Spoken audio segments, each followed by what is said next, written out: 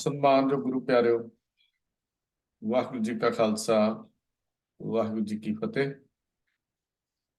ਅਕਾਲ ਪੁਰਖ ਦੀ ਅਪਾਰ ਬਖਸ਼ਿਸ਼ ਨਾਲ ਗੁਰੂ ਦੀਆਂ ਕਥਾ ਕਹਾਣੀਆਂ ਕਰਨ ਦਾ ਸਮਾਂ ਆਨਲਾਈਨ ਐਸਐਮਸੀ ਗੁਰਮਤਿ ਕਲਾਸ USA ਵਿੱਚ ਸਾਨੂੰ ਪ੍ਰਾਪਤ ਹੁੰਦਾ ਹੈ।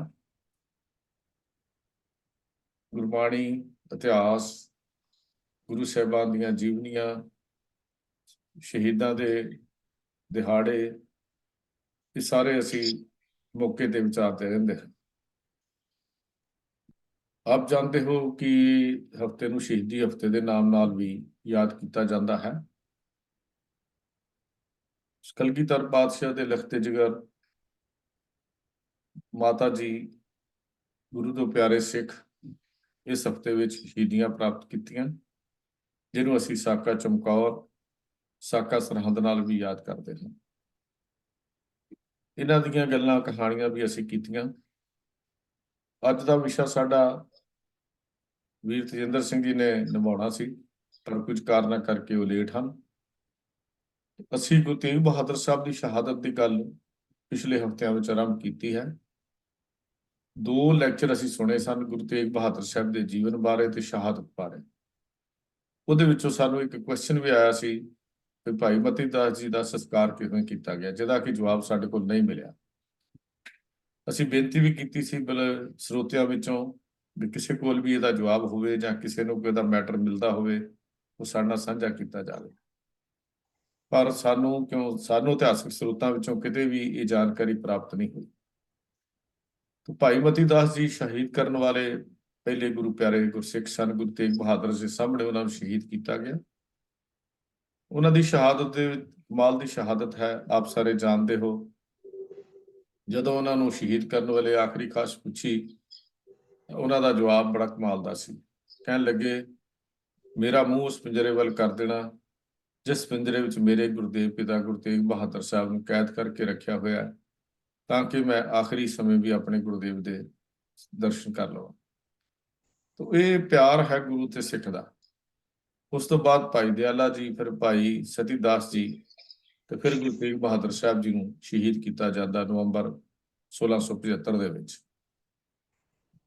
ਉਹ ਸ਼ਹੀਦੀ ਦੀ ਗਾਥਾ ਅਸੀਂ ਸੁਣ ਚੁੱਕੇ ਹਾਂ। ਗੁਰੂ ਤੇਗ ਬਹਾਦਰ ਸਾਹਿਬ ਦੇ ਜੀਵਨ ਵਿੱਚੋਂ ਇੱਕ ਪੱਖ ਹੋਰ ਅੱਗੇ ਉਹਨਾਂ ਦੀ ਬਾਣੀ ਦਾ ਹੈ, ਜਿਨ੍ਹਾਂ ਦੇ ਸਲੋਕ, ਜਿਨ੍ਹਾਂ ਦੇ ਸ਼ਬਦ ਸਤਿਗੁਰੂ ਗੁਰੂ ਗ੍ਰੰਥ ਸਾਹਿਬ ਵਿੱਚ ਦਰਜ ਕੀਤੇ ਗਏ। ਅੱਜ ਉਸ ਪੱਖ ਨੂੰ ਅਸੀਂ ਵਿਚਾਰ ਰਹੇ ਹਾਂ। ਗੁਰੂ ਤੇਗ ਬਹਾਦਰ ਸਾਹਿਬ ਜੀ ਦੀ ਸਿੱਖਿਆਵਾਂ ਕੀ ਹਨ, ਉਹਨਾਂ ਦੀ ਬਾਣੀ ਦਾ ਵੇਰਵਾ, ਸਿੱਖਿਆਵਾਂ। ਵੀਰ ਵਰਿੰਦਰਪਾਲ ਸਿੰਘ ਜੀ ਸਾਡੇ ਨਾਲ ਹਾਜ਼ਰ ਹਨ, ਕਿਉਂਕਿ ਪਹਿਲੇ 2 ਲੈਕਚਰ ਵੀ ਉਹਨਾਂ ਨੇ ਕੀਤੇ ਹਨ। ਅੱਜ ਦਾ ਵਿਸ਼ਾ ਵੀ ਉਹ ਨਿਭਾ ਰਹੇ ਹਨ। ਵੀਰ ਵਰਿੰਦਰਪਾਲ ਸਿੰਘ ਜੀ, ਬੇਨਤੀ ਕਰਦਾ ਹਾਂ ਵੀਰ ਜੀ, ਕਿਰਪਾ ਕਰੋ, ਗੁਰੂ ਤੇਗ ਬਹਾਦਰ ਸਾਹਿਬ ਜੀ ਦੀਆਂ ਸਿੱਖਿਆਵਾਂ ਬਾਰੇ ਜਾਣਕਾਰੀ ਸਾਡੇ ਨਾਲ ਸਾਂਝੀ ਕਰੋ ਜੀ। ਵਾਹਿਗੁਰੂ ਜੀ ਕਾ ਖਾਲਸਾ, ਵਾਹਿਗੁਰੂ। ਧੰਨ ਵਾਹਿਗੁਰੂ ਸਾਹਿਬ ਜੀਓ। ਇੱਕ ਓੰਕਾਰ ਸਤਿਨਾਮ ਕਰਤਾ ਪੁਰਖ ਨਿਰਭਉ ਨਿਰਵੈਰ ਅਕਾਲ ਮੂਰਤ ਅਜੂਨੀ ਸੈਭੰ ਗੁਰ ਪ੍ਰਸਾਦ। ਵਾਹਿਗੁਰੂ ਜੀ ਕਾ ਖਾਲਸਾ, ਵਾਹਿਗੁਰੂ ਜੀ ਕੀ ਫਤਿਹ।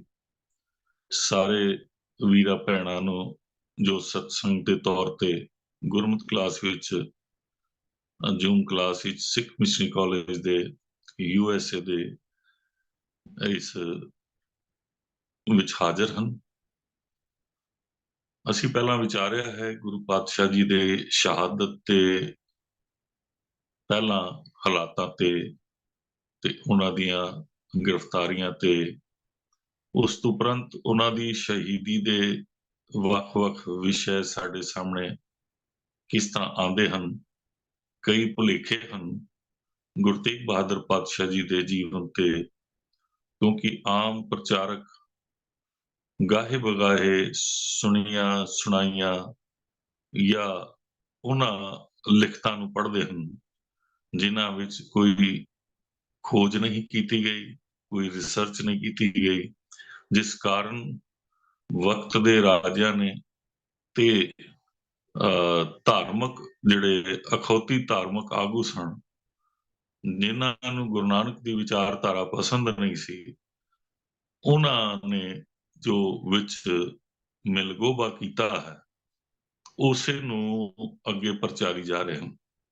ਜਿਸ ਕਰਕੇ ਕਈ ਸਾਡੇ ਸਾਹਮਣੇ ਨਾਂ ਆਉਂਦੇ ਹਨ, ਜਦੋਂ ਉਹਨਾਂ ਦੀ ਪੜਚੋਲ ਕਰਦੇ ਹਾਂ ਤੇ ਉਹ ਨਾਂ ਉਸ ਟਾਈਮ ਦੇ ਨਹੀਂ ਹਨ, ਕਿਧਰੇ ਹੋਰ ਸਮੇਂ ਦੇ ਹਨ। ਸੋ ਅੱਜ ਅਸੀਂ ਜਿਹੜੀ ਵਿਚਾਰ ਕਰ ਰਹੇ ਹਾਂ, ਇਹ ਵੀ ਸਾਡੇ ਅੰਦਰ ਭੁਲੇਖਾ ਪਾਇਆ ਜਾਂਦਾ ਹੈ ਕਿ ਗੁਰੂ ਤੇਗ ਬਹਾਦਰ ਪਾਤਸ਼ਾਹ ਜੀ ਦੀ ਬਾਣੀ ਸਾਰੀ ਬੈਰਾਗਮਈ ਬਾਣੀ ਹੈ। ਜਦ ਗੁਰੂ ਤੇਗ ਬਹਾਦਰ ਪਾਤਸ਼ਾਹ ਜੀ ਦੀ ਬਾਣੀ ਹੁਕਮਨਾਮੇ ਦੇ ਤੌਰ ਤੇ, ਹੁਕਮ ਦੇ ਤੌਰ ਤੇ ਸੰਗਤ ਵਿੱਚ ਆ ਜਾਂਦੀ ਹੈ ਤੇ ਉਹਨੂੰ ਕਈ ਲੋਕ ਬੜੀ ਸਖਤ ਹੁਕਮ ਕਹਿ ਦਿੰਦੇ ਹਨ, ਜੋ ਕਿ ਉਹਨਾਂ ਦਾ ਭੁਲੇਖਾ ਹੈ। ਗੁਰਮਤਿ ਦਾ ਸਿਧਾਂਤ ਏਕਾ ਬਾਣੀ, ਇੱਕ ਗੁਰੂ, ਇੱਕੋ ਸ਼ਬਦ ਵਿਚਾਰਦਾ ਹੈ।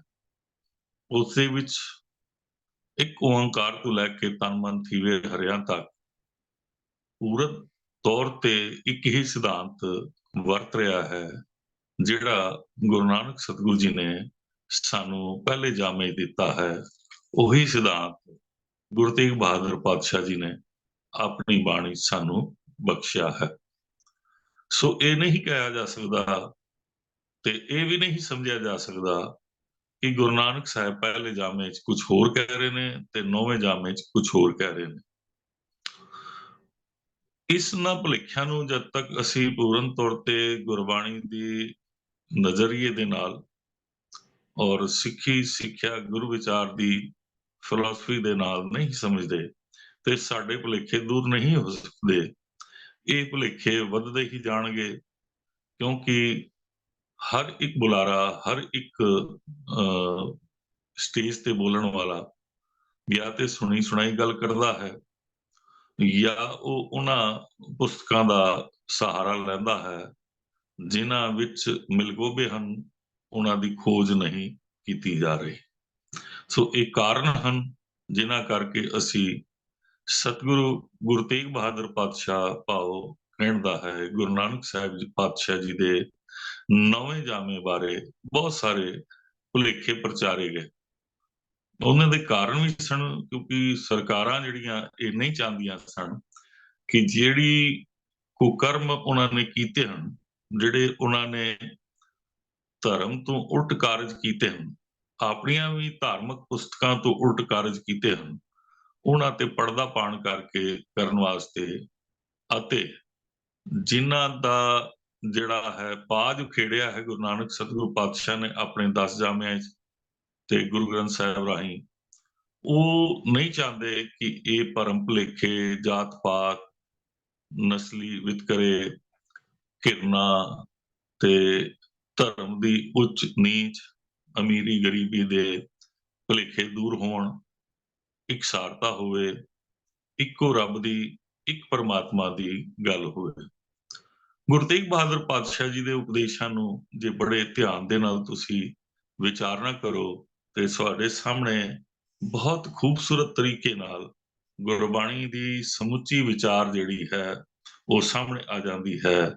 ਸਤਿਗੁਰੂ ਪਾਤਸ਼ਾਹ ਜੀ ਨੇ ਜਿਸ ਤਰ੍ਹਾਂ ਗੁਰੂ ਨਾਨਕ ਸਤਿਗੁਰੂ ਪਾਤਸ਼ਾਹ ਨੇ ਸਰਵ ਵਿਆਪਕ ਪ੍ਰਭੂ ਤੇ ਸਰਵ ਵਿਆਪਕ ਪ੍ਰਭੂ ਨੂੰ ਭਗਤਾਂ ਦਾ ਰੱਖਿਅਕ ਮੰਨਿਆ ਹੈ। ਇਹ ਆਪ ਦੀ ਬਾਣੀ ਪੜ੍ਹੋ ਗੁਰੂ ਨਾਨਕ ਸਾਹਿਬ ਦੀ ਤੇ ਉਸ ਨੂੰ ਸਾਨੂੰ ਪੂਰਨ ਤੌਰ ਤੇ ਸਮਝ ਆ ਜਾਂਦੀ ਹੈ। ਤੇ ਆਸਾ ਕੀ ਵਾਰ ਦੀ ਬਾਣੀ ਵਿੱਚ ਵੀ ਇਹਨਾਂ ਭੁਲੇਖਿਆਂ ਨੂੰ ਬਹੁਤ ਹੀ ਸੁਚੱਜੇ ਔਰ ਖੂਬਸੂਰਤ ਤਰੀਕੇ ਨਾਲ ਔਰ ਬੜੇ ਨਵੇਕਲੇ ਤਰੀਕੇ ਨਾਲ ਸੰਸਾਰ ਦੇ ਉਸ ਢੰਗ ਨੂੰ ਅਪਣਾਇਆ ਹੈ ਜਿਹੜਾ ਇੱਕ ਨਵਾਂ ਢੰਗ ਸੀ ਔਰ ਨਵਾਂ ਹੀ ਸਾਇੰਟੀਫਿਕ ਤਰੀਕਾ ਸੀ, ਜਿਹੜਾ ਮਨ ਨੂੰ ਬਦਲ ਦੇਵੇ। ਔਰ ਜਦ ਤੱਕ ਮਨ ਵੇਚਣਾ ਸਾਨੂੰ ਗੁਰੂ ਕੋਲ ਨਹੀਂ ਆਉਂਦਾ, ਮਨ ਨੂੰ ਸਮਝਾਉਣਾ ਗੁਰੂ ਤੋਂ ਨਹੀਂ ਆਉਂਦਾ, ਤਦ ਤੱਕ ਅਸੀਂ ਆਪਣੇ ਸਤਿਗੁਰੂ ਦੇ ਸਹੀ ਸੰਦੇਸ਼ਾਂ ਨੂੰ ਸਮਝ ਨਹੀਂ ਪਾਵਾਂਗੇ। ਗੁਰੂ ਤੇਗ ਬਹਾਦਰ ਪਾਤਸ਼ਾਹ ਜਿਸ ਤਰ੍ਹਾਂ ਸਾਨੂੰ ਕਹਿੰਦੇ ਨੇ, ਕਾਹਿਰੇ ਬਨ ਖੋਜਨ ਜਾਈ, ਸਰਬ ਨਿਵਾਸੀ ਸਦਾ ਅਲੇਪਾ, ਤੋ ਹੀ ਸੰਗ ਸਮਾਏ। ਤੂੰ ਬਨਾਂ ਵਿੱਚ ਕਿਉਂ ਭਟਕਦਾ ਹੈ? ਬਨਾਂ 'ਚ ਜਾ ਕੇ ਕੀ ਮਿਲੇਗਾ? ਬਨਾਂ 'ਚ ਰੱਬ ਤੇ ਨਹੀਂ ਹੈ। ਰੱਬ ਤੇ ਜੰਗਲ ਵਿੱਚ ਵੀ ਹੈ, ਰੱਬ ਜਿਹੜਾ ਹੈ ਉਹ ਤੇਰੇ ਹਿਰਦੇ ਵਿੱਚ ਵੀ ਹੈ, ਰੱਬ ਤੇਰੇ ਘਰ ਵਿੱਚ ਵੀ ਹੈ, ਰੱਬ ਤੇਰੀ ਦੁਕਾਨ ਤੇ ਵੀ ਹੈ। ਤੂੰ ਆਪਣੇ ਕੰਮਕਾਰ ਕਰਦਿਆਂ ਰੱਬ ਜੀ ਨੂੰ ਆਪਣੇ ਅੰਗ ਸੰਗ ਨੇੜੇ ਤੋਂ ਨੇੜੇ ਦੇਖਣ ਦੀ ਆਦਤ ਪਾ ਲੈ, ਔਰ ਤੈਨੂੰ ਫਿਰ ਇਹ ਅਹਿਸਾਸ ਹੋਣਾ ਸ਼ੁਰੂ ਹੋ ਜਾਏਗਾ ਕਿ ਮੈਂ ਜਿਹੜੇ ਮਾੜੇ ਕਰਮ ਕਰ ਰਿਹਾ, ਕਿਉਂਕਿ ਸਭ ਤੋਂ ਖੂਬਸੂਰਤੀ ਗੁਰੂ ਨਾਨਕ ਸਾਹਿਬ ਪਾਤਸ਼ਾਹ ਜੀ ਦੀ ਬਾਣੀ ਵਿੱਚ ਇਹ ਹੈ ਕਿ ਮਨੁੱਖ ਦੇ ਮਨ ਨੂੰ ਰੱਬ ਨੂੰ ਨੇੜੇ ਤੋਂ ਨੇੜੇ ਨਹੀਂ, ਆਪਣੇ ਅੰਦਰ ਹੀ, ਆਪਣੇ ਬਾਹਰ ਹੀ, ਆਪਣੇ ਹਰ ਪਾਸੇ ਦੇਖਣ ਦੇ ਵਾਸਤੇ ਸਮਝ ਪੈਦਾ ਕਰਦੇ ਹਨ। ਜਿਸ ਟਾਈਮ ਮਨੁੱਖ ਦੇ ਅੰਦਰ ਇਹ ਸਮਝ ਪੈਦਾ ਹੁੰਦੀ ਹੈ ਤੇ ਉਹ ਸਤਿਗੁਰੂ ਗੁਰੂ ਨਾਨਕ ਸਾਹਿਬ ਪਾਤਸ਼ਾਹ ਜੀ ਦੇ ਸਾਰੇ ਜਿਸ ਤਰ੍ਹਾਂ 6 ਜਾਮਿਆਂ ਦੀ ਬਾਣੀ ਹੈ ਗੁਰੂ ਗ੍ਰੰਥ ਸਾਹਿਬ ਦੇ ਅੰਦਰ, ਉਹਨਾਂ 6 ਜਾਮਿਆਂ ਦੀ ਬਾਣੀ ਅਤੇ ਭਗਤਾਂ ਦੀ ਬਾਣੀ ਸਾਰੀ ਇਕਸਾਰਤਾ ਦੇ ਨਾਲ ਸਮਝ ਵਿੱਚ ਆਣੀ ਸ਼ੁਰੂ ਹੋ ਜਾਂਦੀ ਹੈ। ਜਦ ਅਸੀਂ ਗੁਰਬਾਣੀ ਨੂੰ ਦੂਸਰੇ ਧਾਰਮਿਕ ਪੁਸਤਕਾਂ ਦੇ ਜਾਂ ਦੂਸਰੀਆਂ ਲਿਖਤਾਂ ਦੇ ਨਾਲ ਮਿਲਾਉਣ ਦੀ ਕੋਸ਼ਿਸ਼ ਕਰਦੇ ਹਾਂ, ਤਦ ਇਹ ਬਾਣੀ ਤੋਂ ਅਸੀਂ ਭਟਕ ਜਾਂਦੇ ਹਾਂ, ਬਾਣੀ ਦੇ ਵਿਸ਼ੇ ਨੂੰ ਸਹੀ ਤਰੀਕੇ ਨਾਲ ਸਮਝ ਨਹੀਂ ਪਾਉਂਦੇ, ਤੇ ਜਿਸ ਕਰਕੇ ਸਾਡੇ ਭੁਲੇਖੇ ਵੱਧਦੇ ਜਾਂਦੇ ਹਨ। ਸਤਿਗੁਰੂ ਗੁਰੂ ਨਾਨਕ ਸਾਹਿਬ ਪਾਤਸ਼ਾਹ ਨੇ ਵੀ ਜਿਸ ਤਰ੍ਹਾਂ ਜੋਗੀਆਂ ਨੂੰ ਸਮਝਾਇਆ, ਜਿਸ ਤਰ੍ਹਾਂ ਗੁਰੂ ਤੇਗ ਬਹਾਦਰ ਪਾਤਸ਼ਾਹ ਕਹਿ ਰਹੇ ਨੇ, ਕਾਹੇ ਰੇ ਬਨ ਖੋਜਨ ਜਾਈ, ਕਾਹੇ ਰੇ ਬਨ ਖੋਜਨ ਜਾਈ। ਇਸੇ ਤਰ੍ਹਾਂ ਸਤਿਗੁਰੂ ਪਾਤਸ਼ਾਹ ਕਹਿੰਦੇ ਨੇ, ਜੋਗੀਓ ਤੁਸੀਂ ਜੰਗਲਾਂ 'ਚ ਕਿਉਂ ਜਾ ਰਹੇ ਹੋ ਕਿ ਜੰਗਲਾਂ 'ਚ ਜਾ ਕੇ ਰੱਬ ਮਿਲਿਆ, ਤੁਸੀਂ ਆਪਣਾ ਸਮਾਂ ਵਿਅਰਥ ਗਵਾ ਰਹੇ ਹੋ। ਗਲਨੀ ਜੋਗ ਨਾ ਹੋਈ, ਜੋਗ ਨਾ ਖਿੰਤਾ, ਜੋਗ ਨਾ ਡੰਡੇ, ਜੋਗ ਨਾ ਭਸਮ ਚੜਾਈਏ। ਸਪਸ਼ਟ ਕੀਤਾ ਕਿ ਇਹਨਾਂ ਕਾਰਜਾਂ ਨੇ, ਇਹਨਾਂ ਪਖੰਡਾਂ ਦੇ ਨਾਲ ਜੋਗ ਦਾ ਮਤਲਬ ਹੈ ਮਿਲਾਪ। ਮਿਲਾਪ ਰੱਬ ਦੇ ਨਾਲ ਨਹੀਂ ਹੋਏਗਾ, ਰੱਬ ਦੇ ਨਾਲ ਤੇ ਸਦੀਵੀ ਮਿਲਾਪ ਹੈ।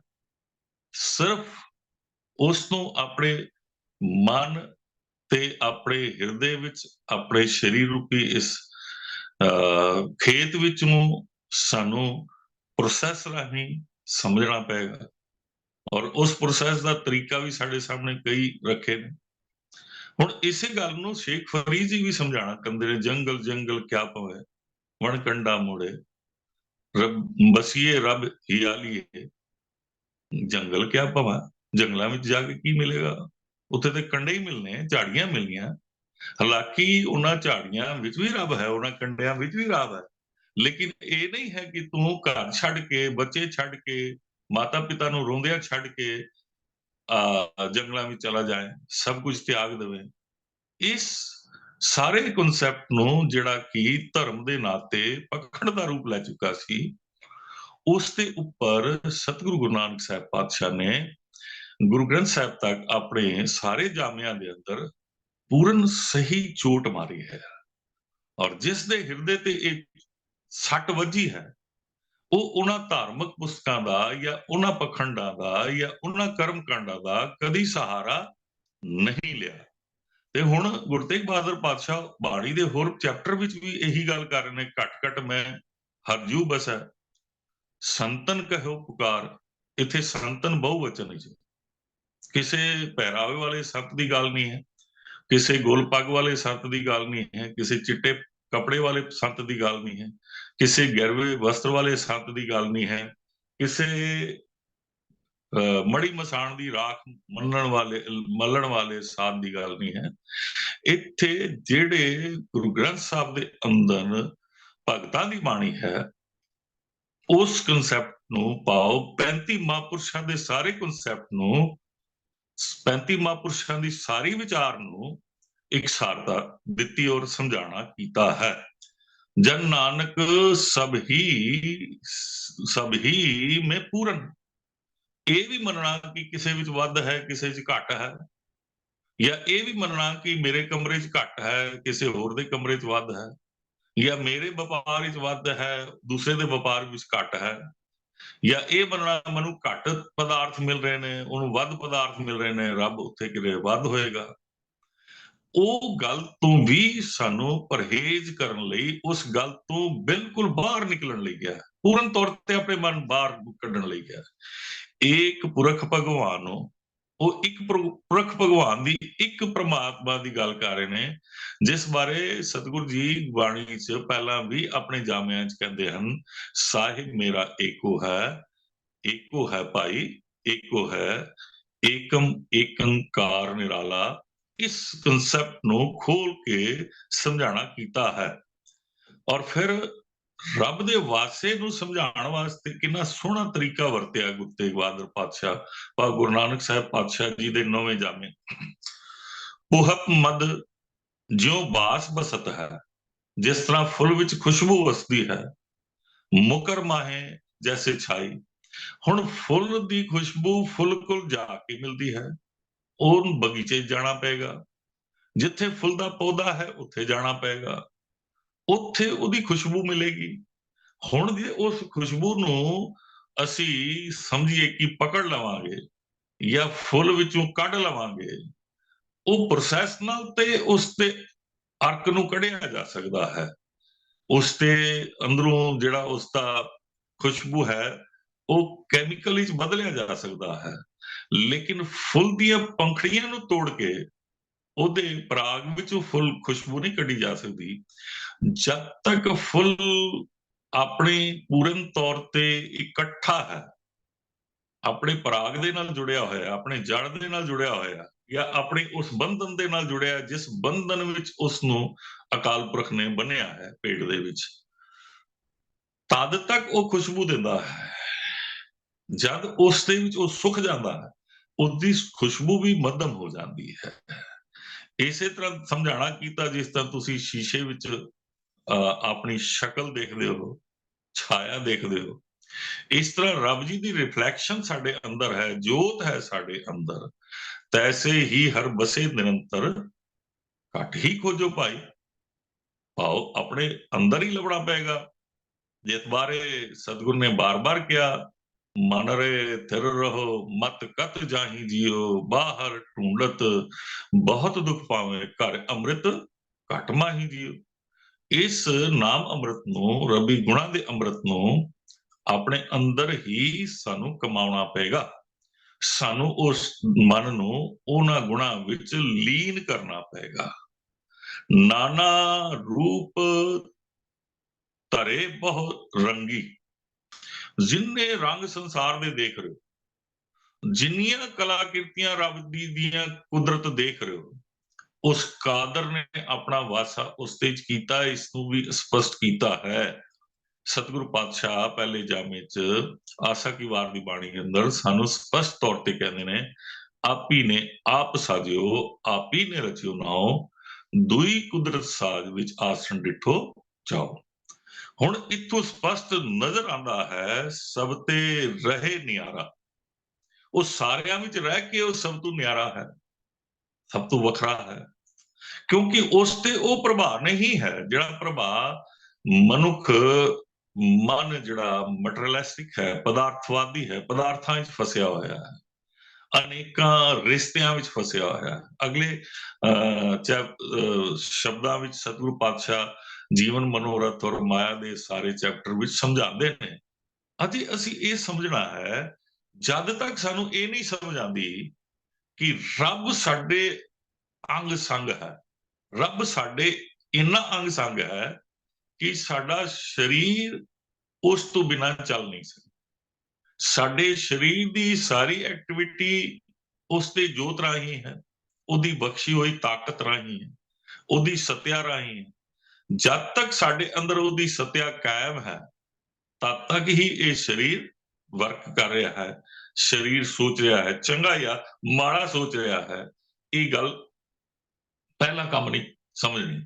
ਪਹਿਲਾਂ ਇਹ ਗੱਲ ਸਮਝਣੀ ਹੈ ਕਿ ਸਾਡੇ ਸਾਰੇ ਕਰਮਾਂ ਨੂੰ ਰੱਬ ਜੀ ਦੇਖ ਰਿਹਾ ਹੈ, ਸਾਡੀ ਅੰਦਰ ਦੀ ਸੋਚ ਨੂੰ ਰੱਬ, ਦੂਜਾ ਕੋਈ ਨਹੀਂ ਦੇਖ ਰਿਹਾ। ਸਾਡਾ ਭਰਾ ਵੀ ਨਹੀਂ ਦੇਖ ਰਿਹਾ, ਸਾਡੀ ਮਾਂ ਵੀ ਨਹੀਂ ਦੇਖ ਰਹੀ, ਸਾਡੀ ਪਤਨੀ ਵੀ ਨਹੀਂ ਦੇਖ ਰਹੀ, ਸਾਡੇ ਬੱਚੇ ਵੀ ਨਹੀਂ ਦੇਖ ਰਹੇ, ਸਾਡੇ ਦੋਸਤ ਮਿੱਤਰ ਬੜੇ ਪੁਰਾਣੇ ਹੋਣ, ਉਹ ਵੀ ਨਹੀਂ ਸਾਡੇ ਮਨ ਨੂੰ ਪੜ ਪਾ ਰਹੇ ਕਿ ਅਸੀਂ ਕੀ ਸੋਚ ਰਹੇ ਹਾਂ। ਸਾਨੂੰ ਯਸ ਉਸ ਰੱਬ ਜੀ ਨੂੰ ਪਤਾ ਹੈ। ਮਨ ਜਾਣਤ ਸਭ ਬਾਤ, ਜਾਣਤ ਹੀ ਔਗਣ ਕਰੇ, ਤਾਂ ਵੀ ਪਾਪ ਕਰੀ ਜਾ ਰਿਹਾ ਹੈ। ਤੇ ਸਤਿਗੁਰੂ ਪਾਤਸ਼ਾਹ ਕਹਿੰਦੇ ਨੇ ਉਹ ਸਭ ਵਿੱਚ ਰਹਿ ਕੇ ਨਿਆਰਾ ਹੈ ਤੇ ਮਨ ਸਾਰੀ ਕਰਤੂਤਾਂ ਨੂੰ ਜਾਣਦਾ ਹੈ।